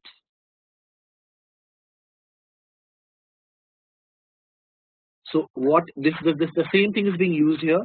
Slowly her efforts bore fruit and things started improving. Why I'm using bore fruit? Because it is in the past tense. Things started improving. Okay. Efforts will bear fruit. This would have been in the future, but over here her efforts have already produced results. That is why number B is wrong. Her efforts have produced results and things have now started improving. That means the result has already been produced. If the result has been produced, I'll have to use the past tense. Her efforts bore fruit. I cannot say her efforts will bear fruit. Okay? I'll have to use the past tense bore. Then, number C. Everyone complimented her for her good work. Wrong. Why? Complimented, spelling is wrong. There are two compliments. Compliment. This means to make something whole. To make whole. To complete something. This compliment means to complete something, to make it whole. You are using it in the sense of praise. In the sense of praise, the word compliment has an I. Compliment. How will you remember? Remember that in the word praise, you have an I. So I stands for I. Over here, you need the complement with an I.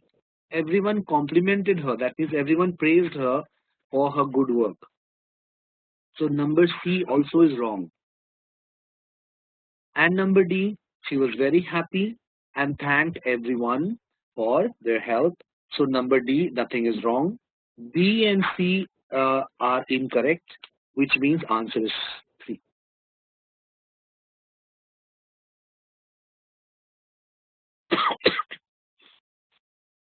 Okay? Did you understand this? Question number 18. If this is clear, let's move to question number 18. Question number 18, he's saying, in the following questions given below, 4 different ways of writing a sentence are indicated. Choose the best way of writing the sentence. So which is the best way? All of you have marked number C. Yes, number C is right. The distinctive feature of tariffs and export subsidies is that they create a difference.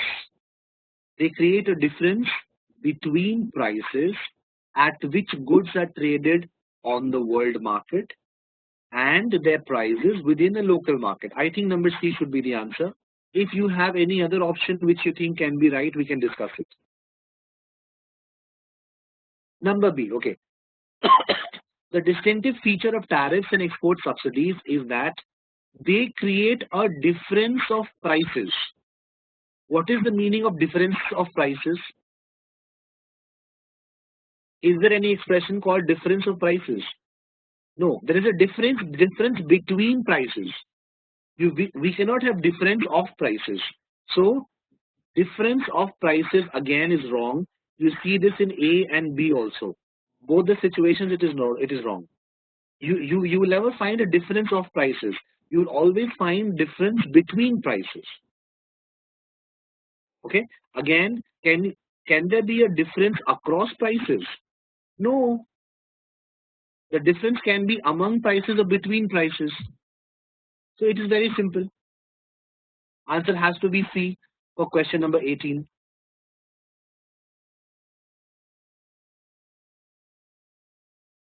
19. If 18 is clear, let's move to 19. In the or within a local market. Okay, there is a difference. There's a difference between two prices. Number one, prices at which goods are traded on the world market. Why am I using on? Because world market is the platform. Okay, world market is the platform, and on that platform you trade your goods. So the prices that you charge when you trade on the world market, that price is different, and the prices that are charged within the local market, those prices are different. Okay, there is a difference when you say something is traded on the world market. If something is traded on the world market, that means world market is the platform on which you trade. If you say something is traded with the world market, then that the meaning is very different. You trade with the world market, that means you buy and sell with the world market. If you trade on the world market, that means you have a different price when you are selling internationally, and you have a different price when you are selling within your own country. That is the meaning of trade on. Trade with the world market. How can you trade with the world market? You will trade with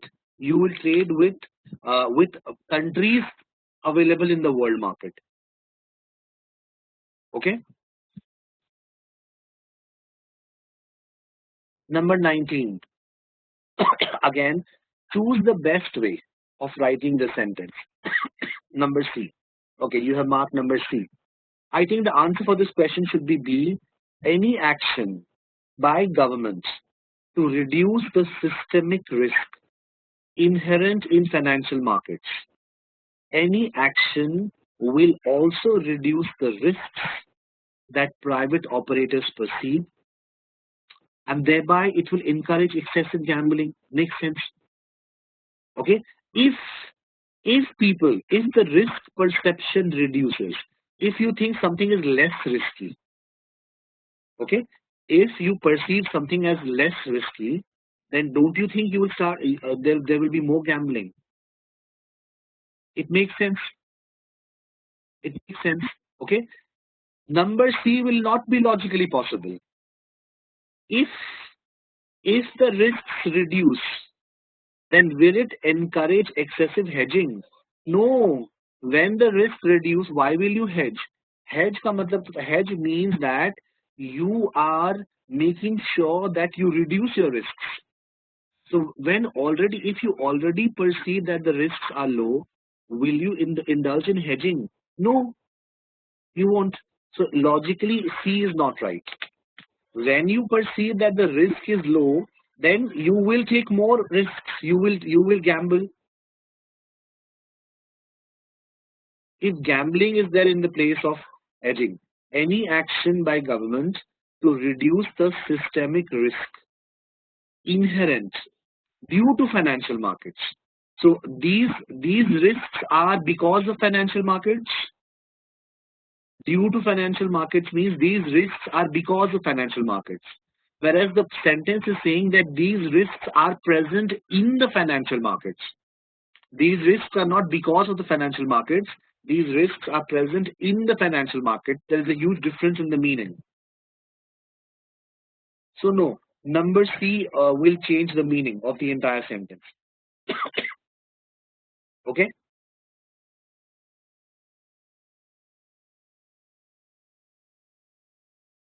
Question number 20. Select the option which indicates the grammatically correct and inappropriate sentences. So which sentences are correct? Let's see. When virtuoso teams begin their work, then what happens? Individuals are in and group consensus is out. Correct. This is correct. As project progresses, okay, I think there should be as the project progresses, however, the individual stars harness themselves to the detriment of the group, not product of the group, to the detriment. The word that you need over here is detriment. What happens is, if you have a team where you have experts, then the problem is that as the project will progress, the individual stars, the people who are there, the expert people, they will harness themselves, and this they will only think about themselves. They would like to use themselves, and this is going to be detrimental for the group. They will not work with group mentality. They don't want to encourage the group, because when such people work, then group consensus is out. They don't care about the group. So they will harness themselves. They will be detrimental to the group as a whole. So number B, I think number B is not right. Number B is wrong. Then he says, sooner or later, the members break through their own egocentrism and become a plurality with a single-minded focus on the goal. It is a single-minded focus on the goal. It's one single-minded focus.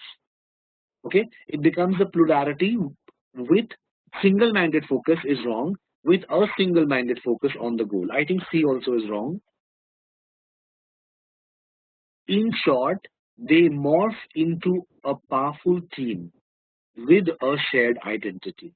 So in short, they morph means they change into a powerful team that has a shared identity. So D also I think is right. So if you're asking me to mark correct, I'll mark number 2 as the answer.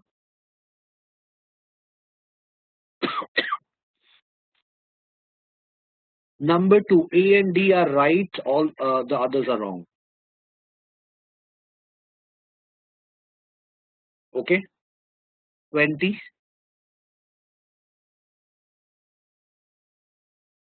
#21. Again, 4 sentences.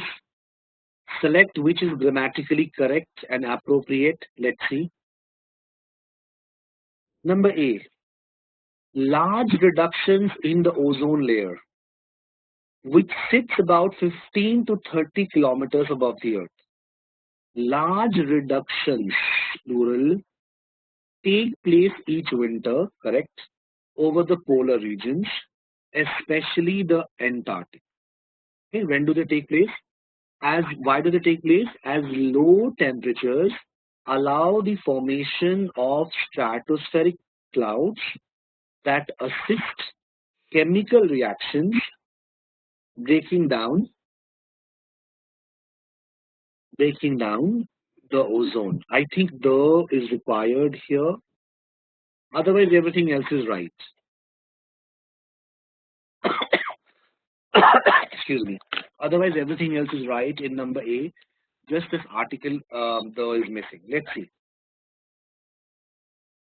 Industrial chemicals containing chlorine and bromine have been blamed for thinning the layer. Okay, because they attack the ozone molecules, making them to break apart. Wrong. Making them break apart. Making them to break apart is wrong. Making them break. Making them break. Number B is definitely wrong. Number B is definitely wrong. You don't make something to break apart. You make something break. So number B is definitely wrong. Okay. Many and offending chemicals. This also is wrong. Many or and. Whenever you use many or an, after that you always use singular. Over here I have used plural, offending chemicals. This is also wrong. This is one thing wrong. Plus the verb also has to be singular over here. So this is another thing which is wrong. Number C is also wrong. B is also wrong. C is also wrong. Okay, because whenever you see many or and, then always the noun or the pronoun is going to be singular. Always it should be singular noun or pronoun, otherwise it is wrong. Number D, it will still take several decades before these substances have disappeared from the atmosphere. So I think number D is right. Okay, so what should be the answer?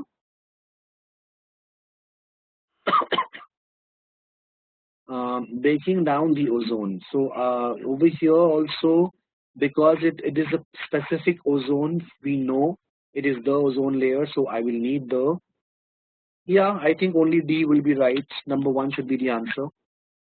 You marked three. You marked A and D. You marked A and D. Yes, but it will break down. It will break down the ozone. It is a specific ozone. We know exactly which ozone we are talking about. I think we should use the. Okay. And finally, question number 22. Which is correct? Let's see. People have good reason to care about the welfare of animals. Okay, so there's a good reason why you need to care about welfare of animals. Correct. Ever since the Enlightenment, because it's a specific event, ever since the Enlightenment, their treatment has been seen as a measure of mankind's humanity. So B is wrong, because I'm talking about a specific era, specific period, and that is Enlightenment. So I have to use the. It is no coincidence that William Wilberforce and Sir Thomas Floxville Buxton, okay, two leaders of the movement to abolish the slave trade. These two leaders helped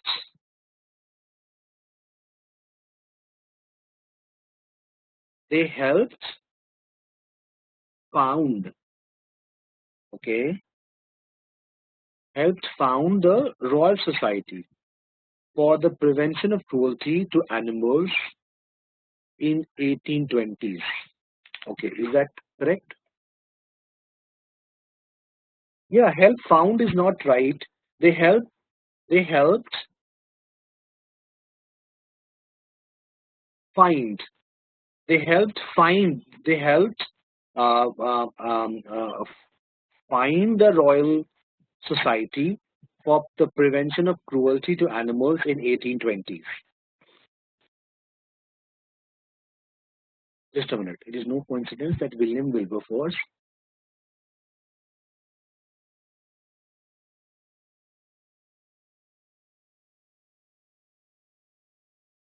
They helped.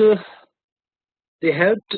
They helped to find the Royal Society for the prevention of cruelty to animals. They helped found. That is wrong. I think they helped to find. This should be right, which means C also is wrong.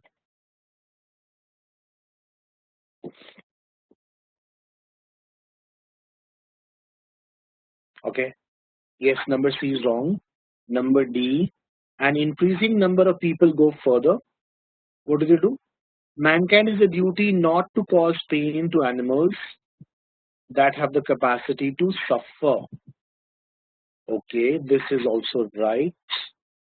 I think A and D are correct, which means answer should be what? Yeah, answer should be number one. Okay. When you establish something, when you create something, and you want to say that something was created, it was either it was founded, by somebody, or somebody helped find it. Somebody helped find it. After the word helped, I don't think we can use the word found. So that is why number C is going to be wrong. For 22, answer should be 1. A and D. Okay.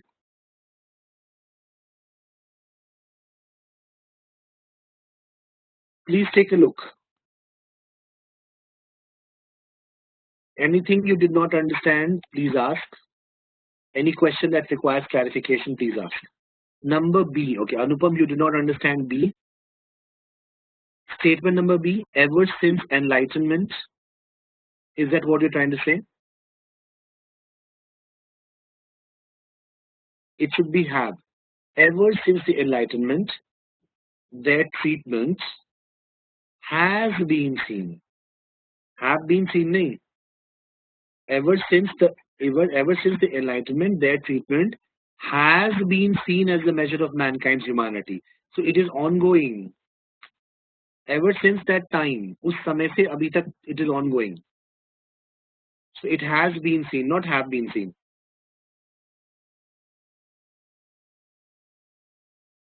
Okay, so that's it for today. Tomorrow morning when we meet from 9 to 11, I will upload another set of questions for you to solve. That's it. Take care. Good night. I'll see you tomorrow morning.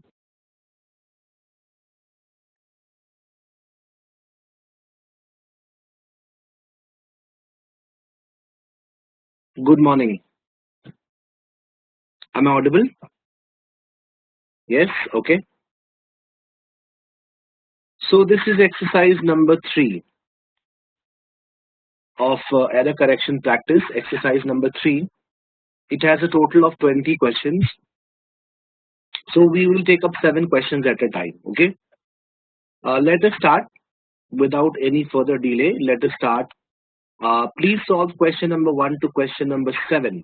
1 to 7. And you will let me know when you're done. Start.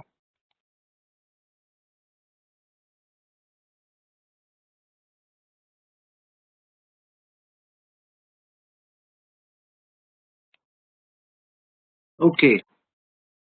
I think that is sufficient time. Let us check.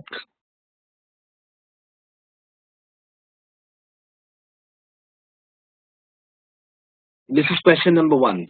In question number 1, he is asking you to select the option which is grammatically correct. Okay. So, which of the statement is grammatically correct? Let's see. Business opportunities in an emerging market. Because it is opportunities plural, we cannot have singular. It should be offer. So number A is wrong.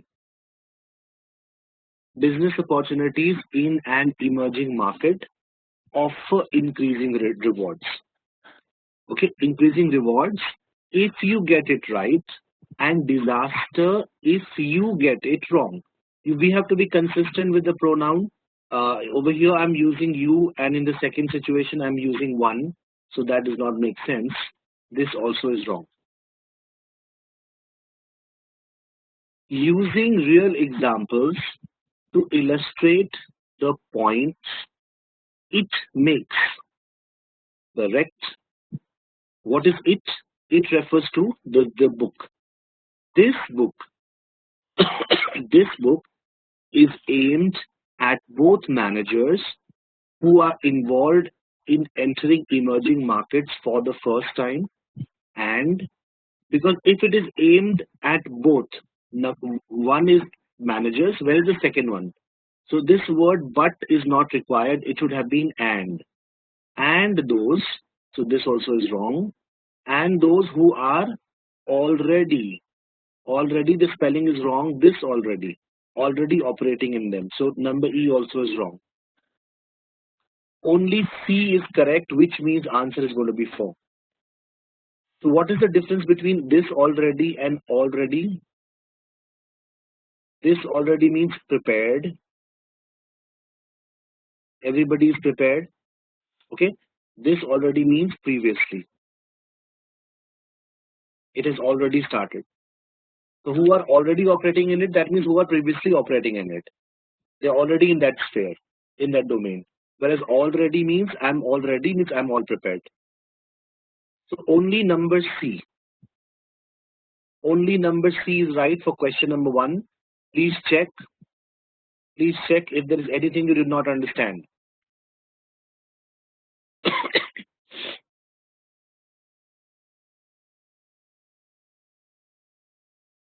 Number 2.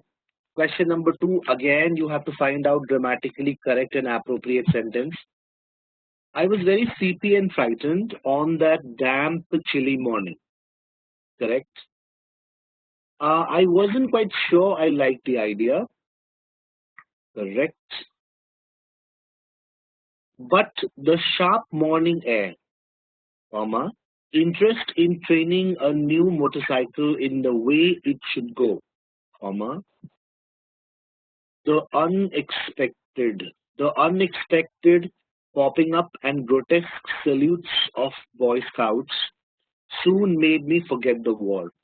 Now there's a series here, but number 1, sharp morning air, number 2, interest in training, and number 3, the unexpected popping up. So there are 3 things, all of them have to be parallel. With the third one, I have used the article the.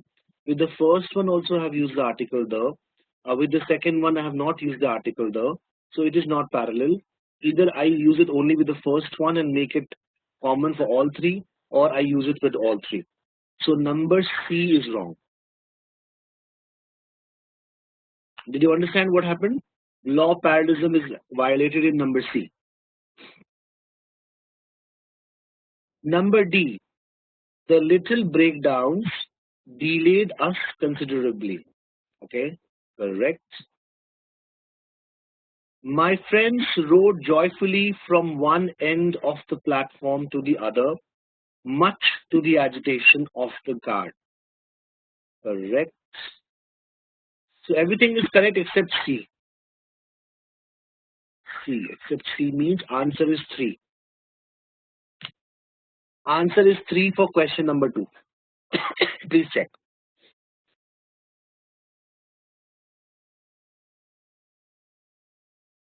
Clear?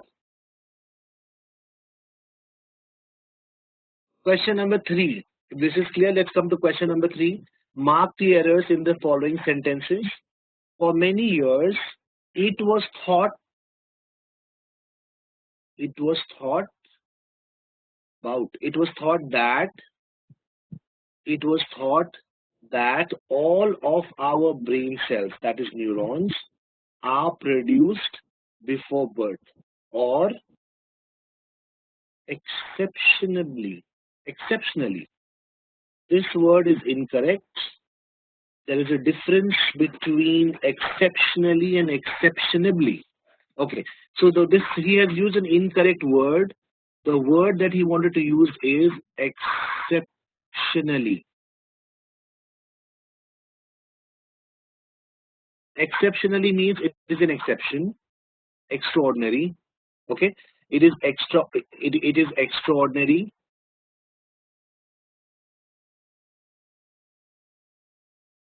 or it is unusual, very unusual.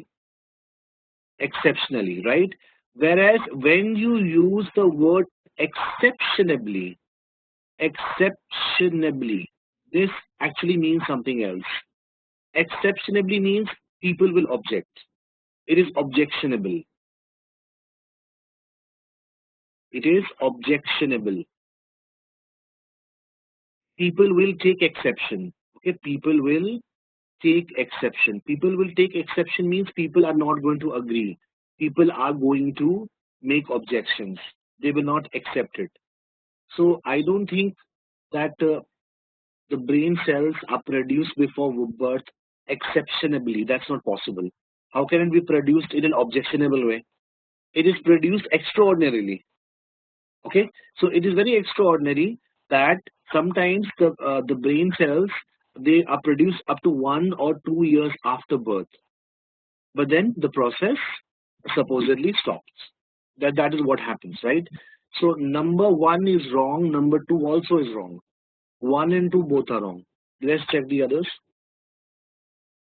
From then on, most brain scientists believed brain circuits could only be modified by altering the synapses or contacts between existing cells. Okay. In this view, the total complement of cells, anatomically organized by function and forming major pathways, okay, these cells, they constituted the brain's hardware. Okay. So there is nothing wrong here, there is nothing wrong here, there is nothing wrong here. These three are right. One and two both are wrong, which means if we have to mark the errors, means our answer is going to be 3. Our answer is going to be number 3 for question number 3. Please check. If you have a doubt, ask. And remember this difference. Remember the difference between the words exceptionally and exceptionably. If I say your behavior is exceptionable, if I say your behavior is exceptionable, that means your behavior is objectionable. Your behavior is not good. People are going to object. But if I say your behavior is exceptional, that means it is extraordinary. So there's a huge difference between exceptionable and exceptional. Coming to question number 4. If this is clear, let's come to question number 4. You have to identify the incorrect sentences. Let's see. Incorrect. Most philosophers seem inclined to think that personal identity arises. It is singular. I need a singular verb. So personal identity arises from consciousness, and consciousness is nothing but a reflected thought or perception. So because there's a subject-verb agreement problem, so number A is wrong. Number B, the present philosophy therefore has so far it has a promising role. So far promising role is wrong. So far it has a promising role. Number B also is wrong. Number C, but all my hopes vanish when I come to explain the principles. Spelling of principles is wrong. Answer should be principles. This one. Okay. So all my hopes vanish when I come to explain the principles that unite our successive perceptions in our thought or consciousness. I think number C also I'm going to mark wrong because there is a spelling error. Number D, I have not discovered any theory which gives me satisfaction. Correct. I am sensible and do not let my realization affect my sense of reason. Okay, correct, nothing wrong. D and E are correct. Because we have to identify the incorrect sentences. That is why ABC. ABC means answer is 1.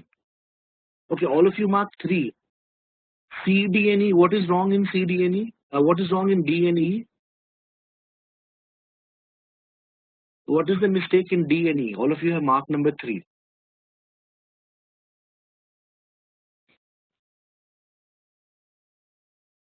So no, gave.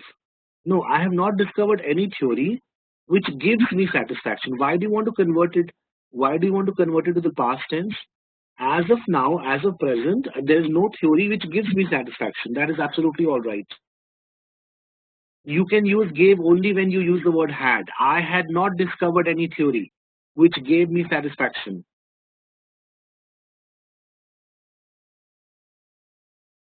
Affects. I am sensible and do not let my realization, I do not let it affect, not affects. Avinash, whenever I and you are the subject, remember, when I and you are the subject, then we always use plural verbs. I think I discussed that. That is why we say I think. Why don't I say I thinks?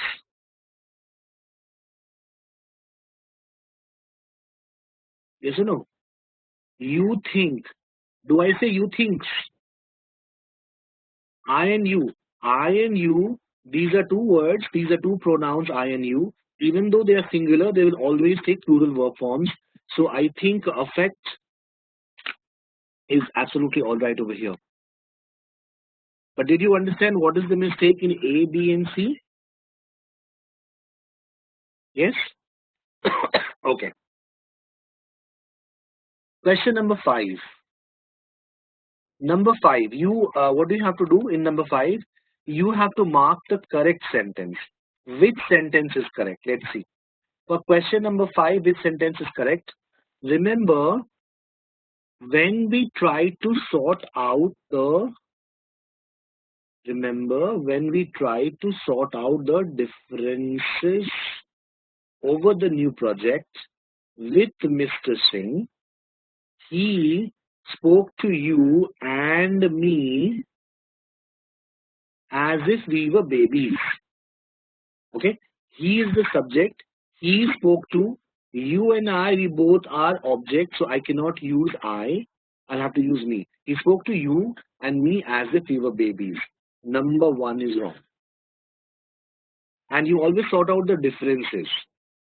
Unless it is one difference, I think it should be you sort out the differences. So number 1 is wrong. Number 2, was it them? Was it them who you informed? Who informed you about the music concert yesterday? Okay. Who or whom? Question is, who or whom informed you about the music concert yesterday? You will say, they informed me about the music concert. They, if you are using they, that means you have to use whom. If you are using them, then you will use whom. So I think over here it should be they. They. Was it they who informed you about the music concert? So number 2 is also wrong. Okay. If your answer is they, he, she, that means you have to mark who. If your answer is them, him, her, then you have to mark whom. I think we have seen this so many times. Right. So number 2 also is wrong. Number 3. The picture on the wall, which was taken years back, doesn't look a little like me. Not I. You are not the subject over here. The subject is the picture on the wall. It doesn't look like me. So this one is wrong. Number 3 also is wrong. We'll have to use the objective case, that is me, and not the subjective case I. Okay. Number 4. Was it she you were talking about? Correct. Was it she you were talking about during the discussion last week? Yes. Number 4 is right.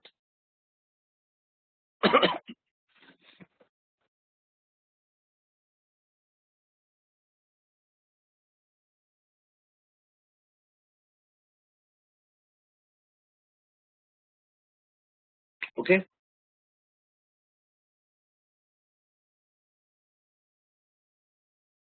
Please check.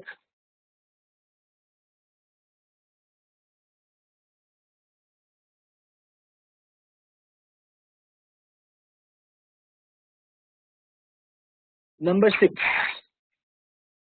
Mark the correct sentence. Which sentence is correct? Let's see. Pele, whom many people consider, you consider somebody as, not is, as the greatest footballer of all times, represented Brazil in 4 World Cups. So number 1 is wrong. You consider, not is, consider as. Number 2, when the news about the decline in the quarterly sales of the product broke out,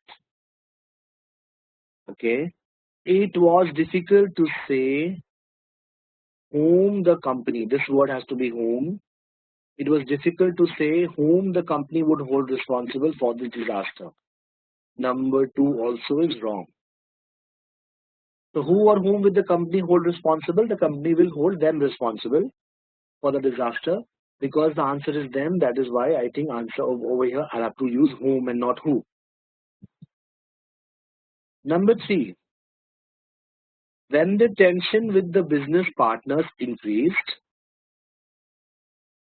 Mr. Singh decided to visit them personally and talk to, because I'm using them, visit them, Mr. Singh decided to visit them and talk to them or whomever is willing to sort the discord. Correct? No, it should not be whoever. He has already told you that Mr. Singh is the subject. Mr. Singh is the subject. Them. I'm going to visit other people. I'm calling. I'm using the word them for these people. If I'm using them, that means I have to use whomever. Number 3 is right. I decided to visit them and talk to them. Okay, I decide. I Who are you going to talk? You're going to talk to the same people. Yes or no? You're going to talk to the same people. And who are these people? Them. So if you are already saying them, that means it is in the objective case. You'd have to use whomever and not whoever. Please write. Number 4. Who do you think was supposed to meet Mr. Brown from the news bureau? The news bureau, the well-known author. Okay. Is the news bureau the well-known author? Or is Mr. Brown the well-known author? Modification error, number 4 is wrong. Number 4 is wrong. There's a modifier error in number 4. It is not the news bureau that is the well-known author. It is Mr. Brown who is the well-known author. In the present sentence, it seems that the news bureau is the well-known author. That is why it's wrong.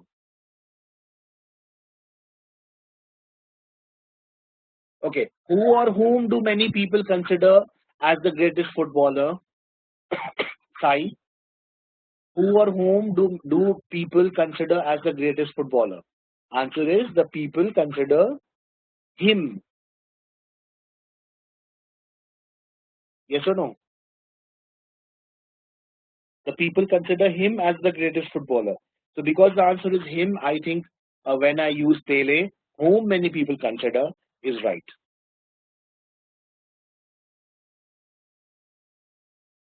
Okay.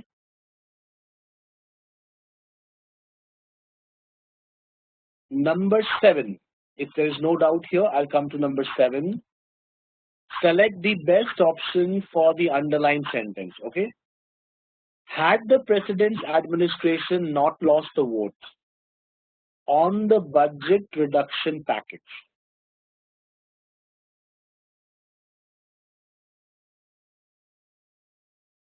his first year in office Would have been rated an A. Okay. So over here I'm talking about the president's administration, and over here I'm talking about a person's tenure in office. So these are two different things. Okay. I cannot, because I'm talking about the president's administration, then it is the administration with which will be rated an A in the first year. Yes, number two is right. Had the president's administration not lost the vote, it would have been rated. So who will be rated? The president's administration. So I'll have to use it. I cannot say his first year in office. I cannot say the president's first year in office.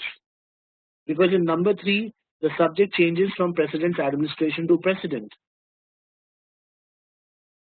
In number four, I cannot, his first year in office will not be rated an A because it is the president's administration we are talking about. Answer should be number two for question number 7. Rightly marked by you. Yes, it should be number 2. Okay.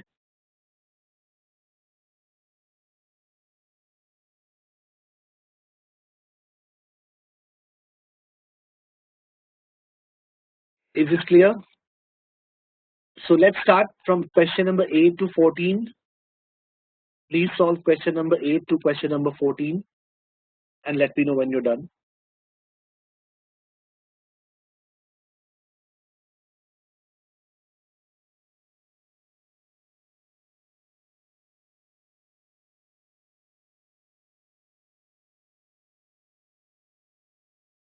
Okay, let's check question number 8 to number 15.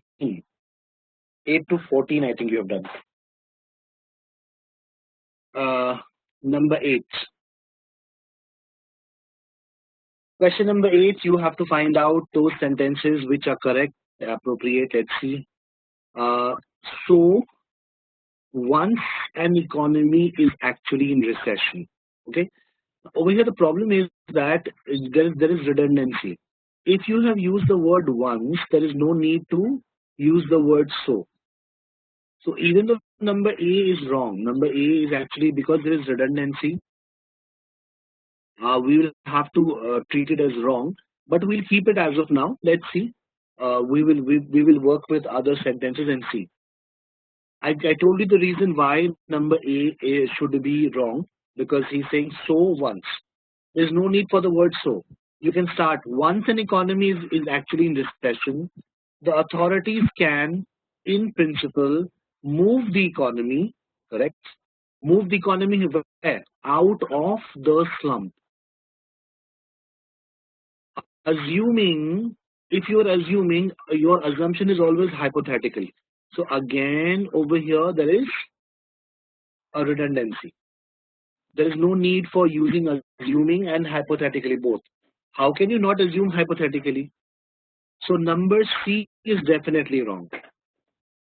So authorities can, in principle, move the economy out of the slum, assuming that they know how to.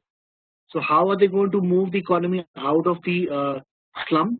By it is one, okay, by a temporary stimulus, not stimuli, because stimuli is plural. So you need singular. D also is wrong. It is a temporary, so it is one. It is one temporary stimulus and not stimuli. That is why number D also is wrong. Number E, in the longer term, however, such policies have no effects, not effects. Such policies have no effect on the overall behavior of the economy. Because effect means results, affect. Affect is used as a verb, and affect means to have an impact. Affect is used as a verb, and it is used in the sense of to have an impact. Over here, the word that we need is results. And that is why number E also is wrong, which means only B is right. Only B is right. We'll have to consider A also as wrong because there is a redundancy there. Only number B is right. So answer for this question should be number 5. Question number 8.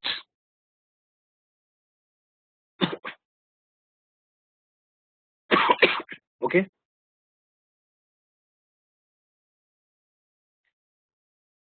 Number 9. Number 9, which sentence is grammatically correct? Let's see. All these players, neither,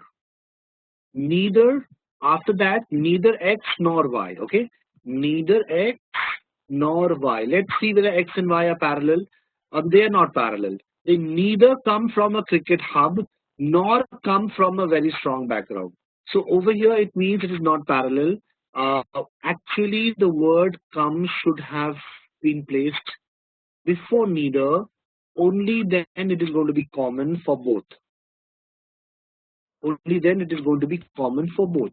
So all the players come, they come neither from a cricket hub nor from a very strong background.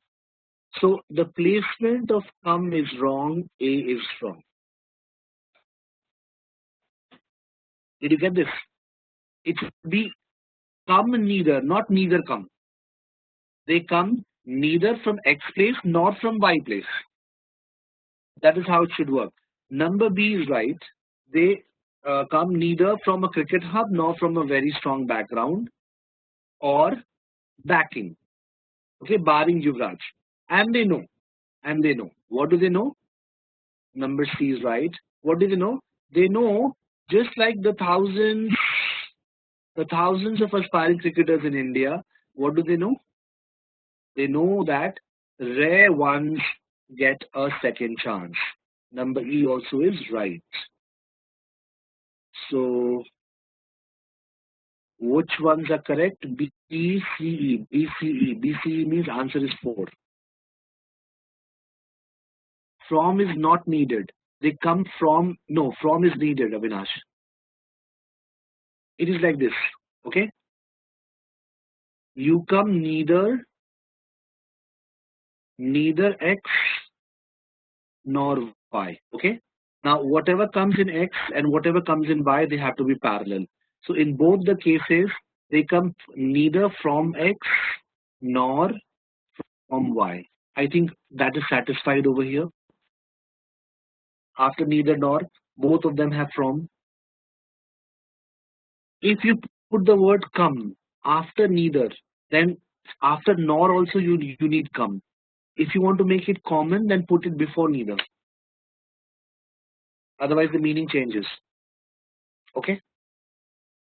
Question number 9, answer is 4. Please check.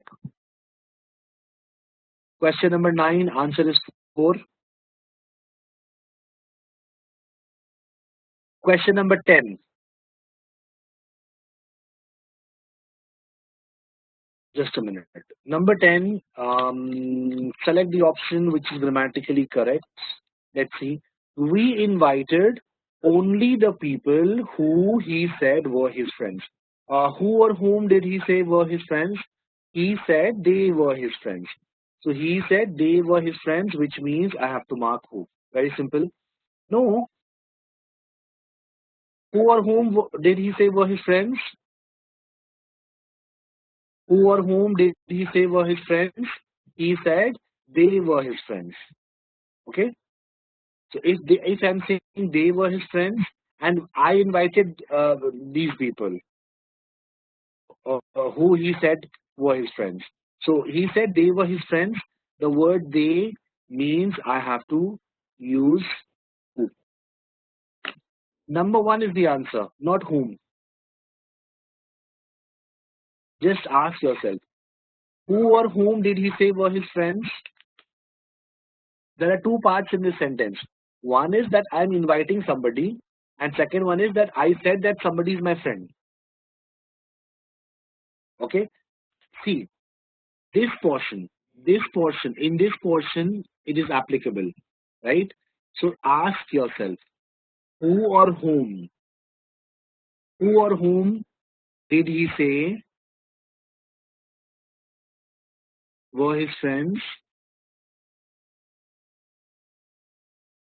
what is going to be the answer?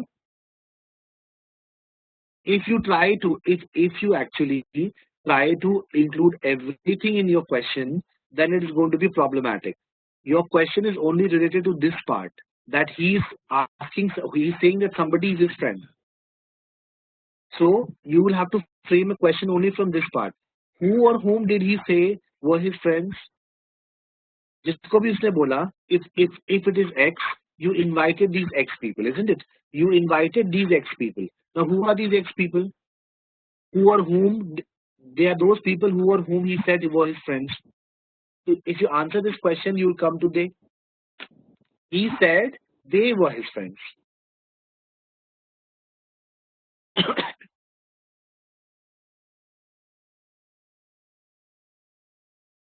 Okay.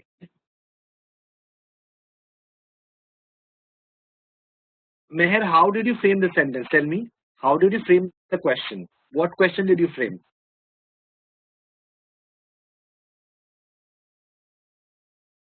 If you're getting it wrong, that means you're doing something wrong. You end up framing wrong question. So how did you frame the question? You probably said, who or whom did we invite? You probably said something like this. Who or whom did we invite? You get the answer, we invited them.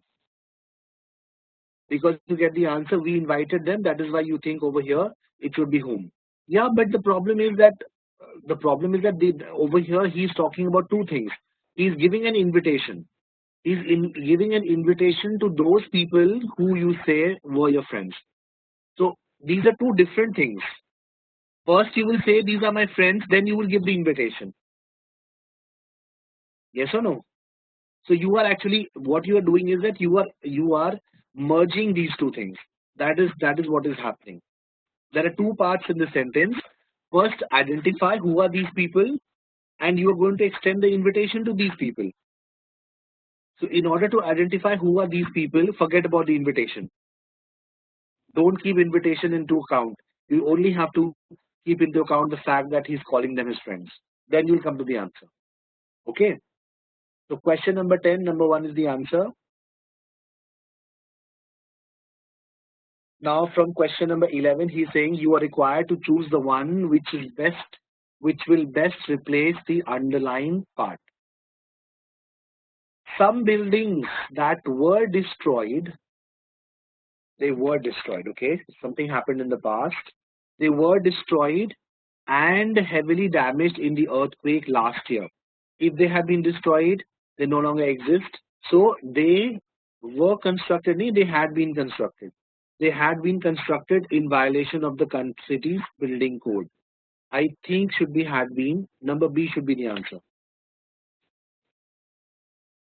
Some buildings that were destroyed and heavily damaged in the earthquake last year, they had been constructed in violation of the city's building code. We'll have to use past perfect because something happened in the past. Okay, it was completed and then something else started. So we'll have to use past perfect. Had been for question number 11.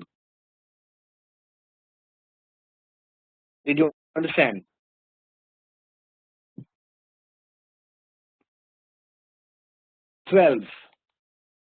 Question number 12. Let's see. Which will replace the underlying part? The bank holds $3 billion in loans that are seriously delinquent or in such trouble that they, who are they? The subject is bank. The bank does not expect payments when due. Okay, it is the bank that does not expect payments when the payments are due. So payments, when the payments are due, when it is due, when the payments are due, when they are due. Answer should be C. So it does not expect payments to be made when they are due. Because payments are plural, that is why we'll have to use they and not it. Answer is C and not B for question number 12. Number E. Okay, number E, Avinash. The bank holds $3 billion in loans that are seriously delinquent or in such trouble that Okay, the bank holds $3 billion in loans that are seriously delinquent or in such trouble that payments are not expected to be paid. Payments are not expected to be paid or made. When they become due, when they will become due, when they become due. There are so many mistakes in E. Payments are not paid, payments are made. Okay? Question number 12, answer is C. Number 13.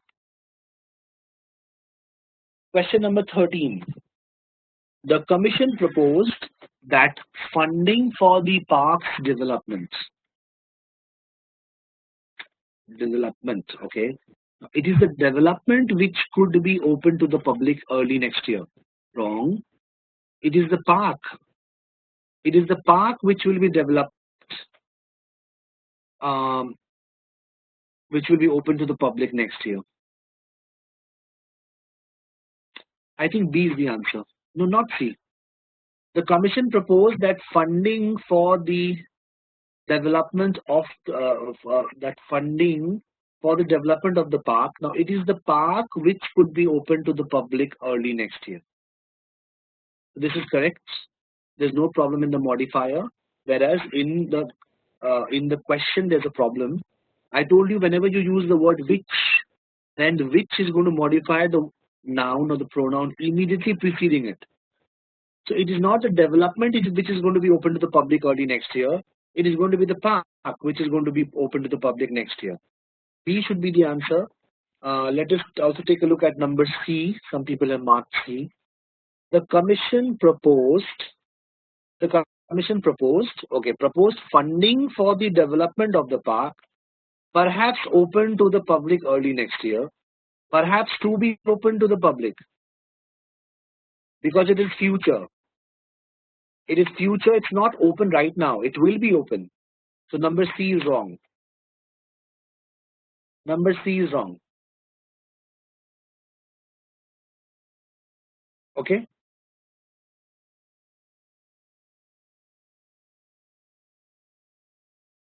I did not understand, Sai. To be obtained?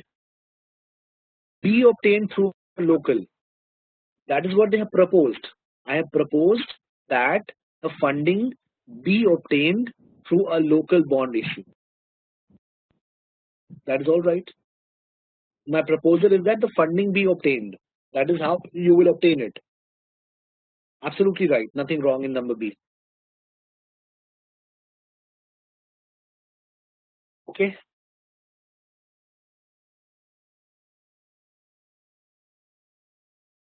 '14. A report by the American Academy for the Advancement of Science has concluded that much of the currently uncontrolled dioxins accountable. Can I use much?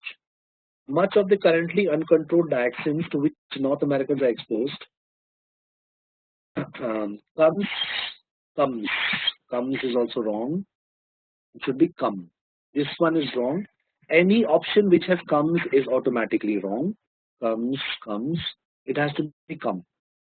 Dioxins, I think I can count, so it should be many. Many of the dioxins to which North Americans are exposed, they come from the incineration of waste.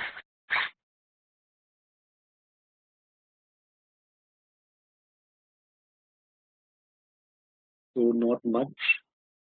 Many of the dioxins that are currently uncontrolled and North Americans are exposed to. So these are two things. These are two different things because I'm used and. So 1 and 2, that is wrong. It is for currently uncontrolled dioxins. It is 1 to which North Americans are exposed. Number E, yes, number E should be the answer. Number E is correct for question number 14. Right, you marked correct. Please take a look.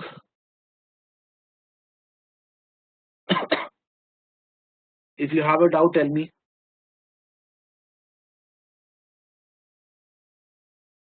Okay, then let's come to the last questions. Now 15 to 20. Question number 15 to question number 20. Please take a look and let me know when you're done.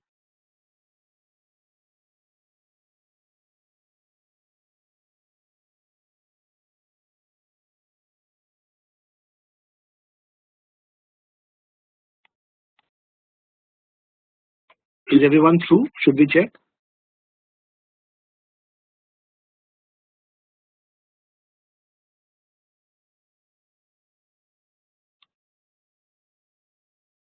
Okay. Okay, you want 2 minutes. Okay. Two more minutes, right.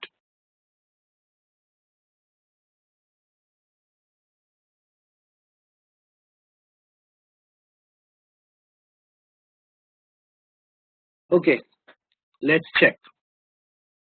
Number 15. Number 15. Rock samples taken from the remains of an asteroid about twice the size of the 6-mile wide asteroid that eradicated the dinosaurs. Rock samples, because these are samples, I have to use have. Okay, have been dated. So rock samples have been dated. If something is dated, it is never dated to be 3.47 billion years old. If something is dated, you are estimating its date, right? You are trying to find out what is its date. Whenever something is dated, it is dated at 3.47 billion years old. Answer for this question should be E. It is never dated to be. It is always estimated to be. Okay? We use to be with estimated. Something is estimated to be X number of years old. But if something is dated, it is always dated at these many number of years. So the correct preposition after dated is going to be at and not dated to be. That is why number E is going to be the answer. Had the word been estimated, then it would be estimated to be. Okay? Please remember this. So, something is dated at, not dated as being. But yes, if it is estimated, it is estimated to be. Answer is E for question number 15. Number 16. Men's interest. Is it men's or man's? It is not just the males, it is man's, but the humans in general. Man's interest. So this is wrong. Man's interest in developing a cure for cancer have promoted or has promoted. Has promoted. So there are so many mistakes here. There are so many mistakes. This is I remember this is a question from FMS when FMS they had that separate paper. I remember this is a question from FMS paper. It is not men's interest, it is man's interest. So this cannot be right. Okay, it cannot be right. It's not just the males. If I say men's, that means it is males. It is only males. I'm talking about humans in general. I should write man. So I think answer for this question is C. Interest in developing a cure for cancer has promoted the rapid advances in the abstruse field now known as genetic engineering. Yes, number 3 should be the answer. You have a doubt in B. Okay. That men are interested. Again, is it only the males? And why have you used the word that? That men are interested in developing a cure for cancer have promoted or has promoted. So many mistakes are there in B.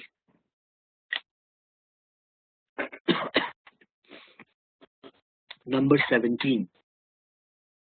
Question number 17. When should use men's? Men's, if you're talking about men's, that means males. Men's clothing. Okay? Men's clothing. If it is men's clothing, that means these clothes are for males and not females. It is for males. When you say man, Man or mans, that means mankind, humans. It means humans, mankind. Not so it includes both males and females. Okay?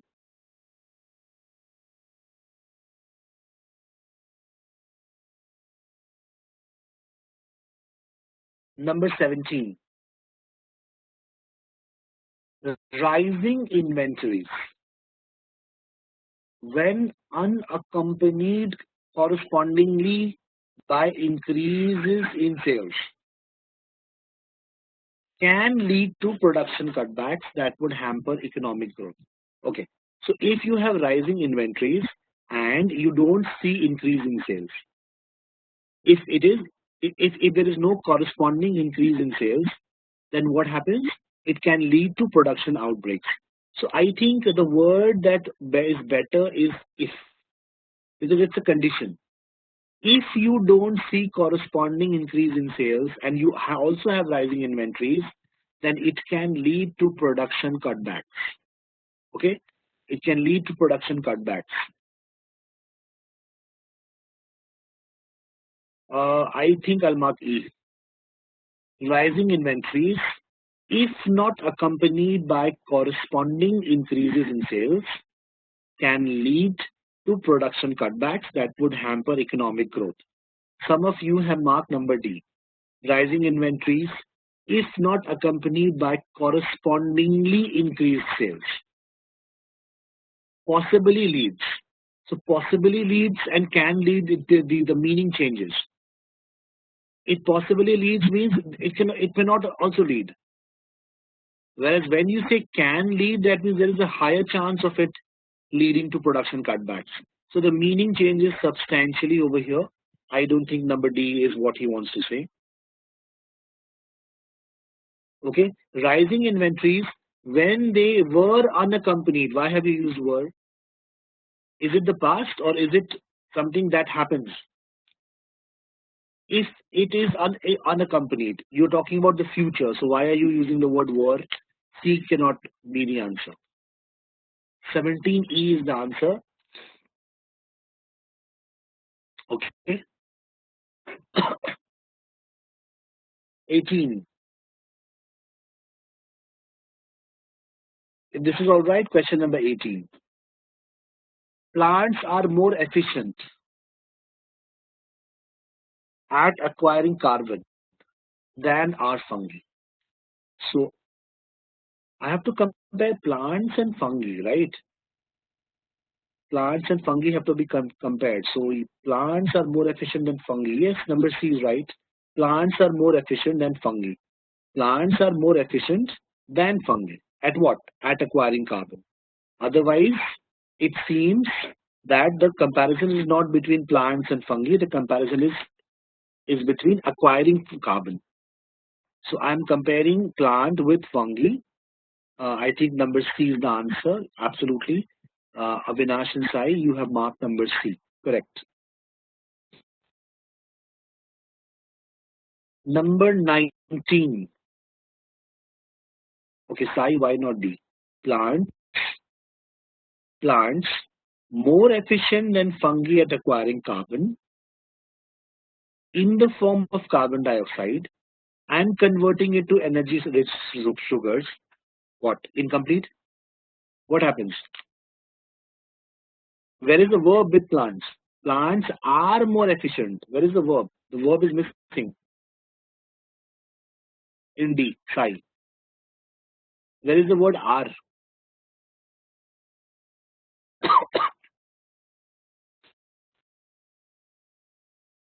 Unlike the conviction held by many of her colleagues that genes were relatively simple and static, Barbara McClintock, it's a person. Can I compare a person with the belief held by some person? Can I do that? No. I have to make changes in the underlying portion.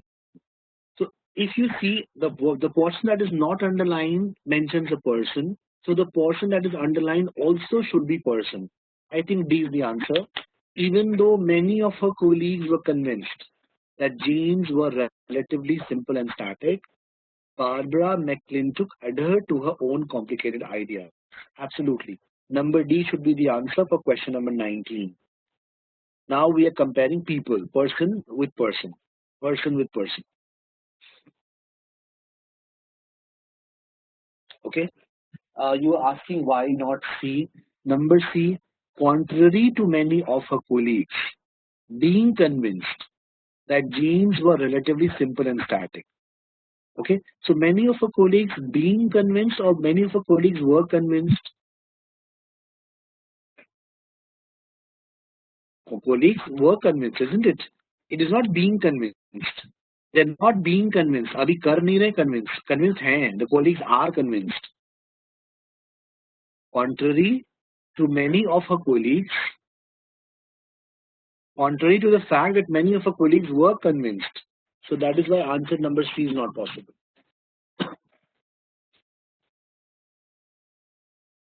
20.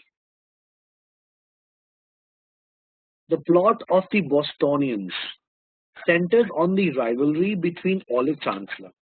Who's Olive Chancellor? An active feminist. Okay, Olive Chancellor is an active feminist with her charming and cynical cousin. So who is this charming and cynical cousin? Is it Basil Ranson or is it Olive or Olive Chancellor? There is a misunderstanding here. So it seems that Olive Chancellor, who is an active feminist and who has charming and cynical cousin, but then if it is Olive Chancellor, why am I using her? So in all probability, this information that charming and cynical is related to Basil Ranson, but because it comes closer to Olive Chancellor, it seems it's Olive Chancellor which is charming, who is charming and cynical. So yes, I think we'll have to change it, and the best way of doing this is number C. Right, number C. The plot of the Bostonians centers on the rivalry that develops between Olive Chancellor, who is an active feminist, and Basil Ranson, who is a charming and cynical cousin, when they find themselves drawn to the same radiant young women. Yes, absolutely. Number C should be the answer. Okay, please take a look. All questions that we solved today, anything? Avinash, you are facing problems when and where to put commas, but we have solved so many questions. Did you face any problem in comma? They never asked you about a comma. They don't really test you on commas, okay? So as of now, forget the commas.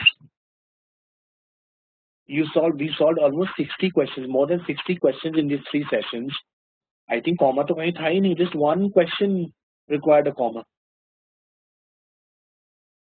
So it is not such a big issue. Comma is not such a big issue. Right? So that's it. You have another class at 11:30, and whenever we meet next, Tuesday, Thursday, we will have a reading comprehension workshop in the morning, 9 to 11. The schedule will be uploaded by tomorrow morning. Okay. Now, Sai, your question is why not D for question number 20. The plot of the Bostonians centers on the I think rivalry word is underlined.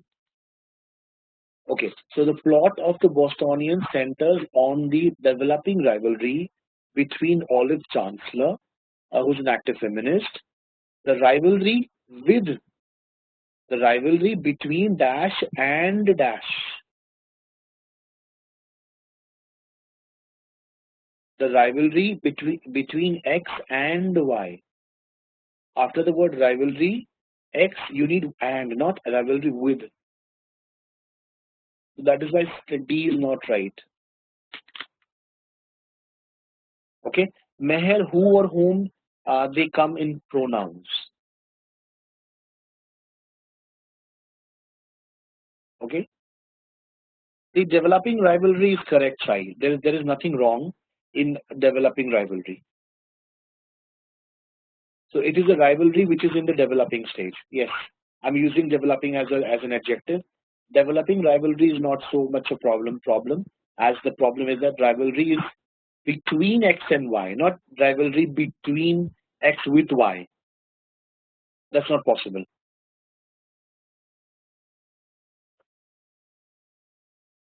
Okay?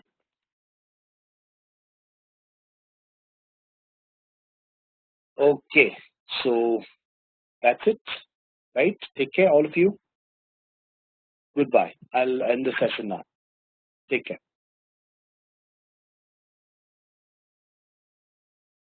Music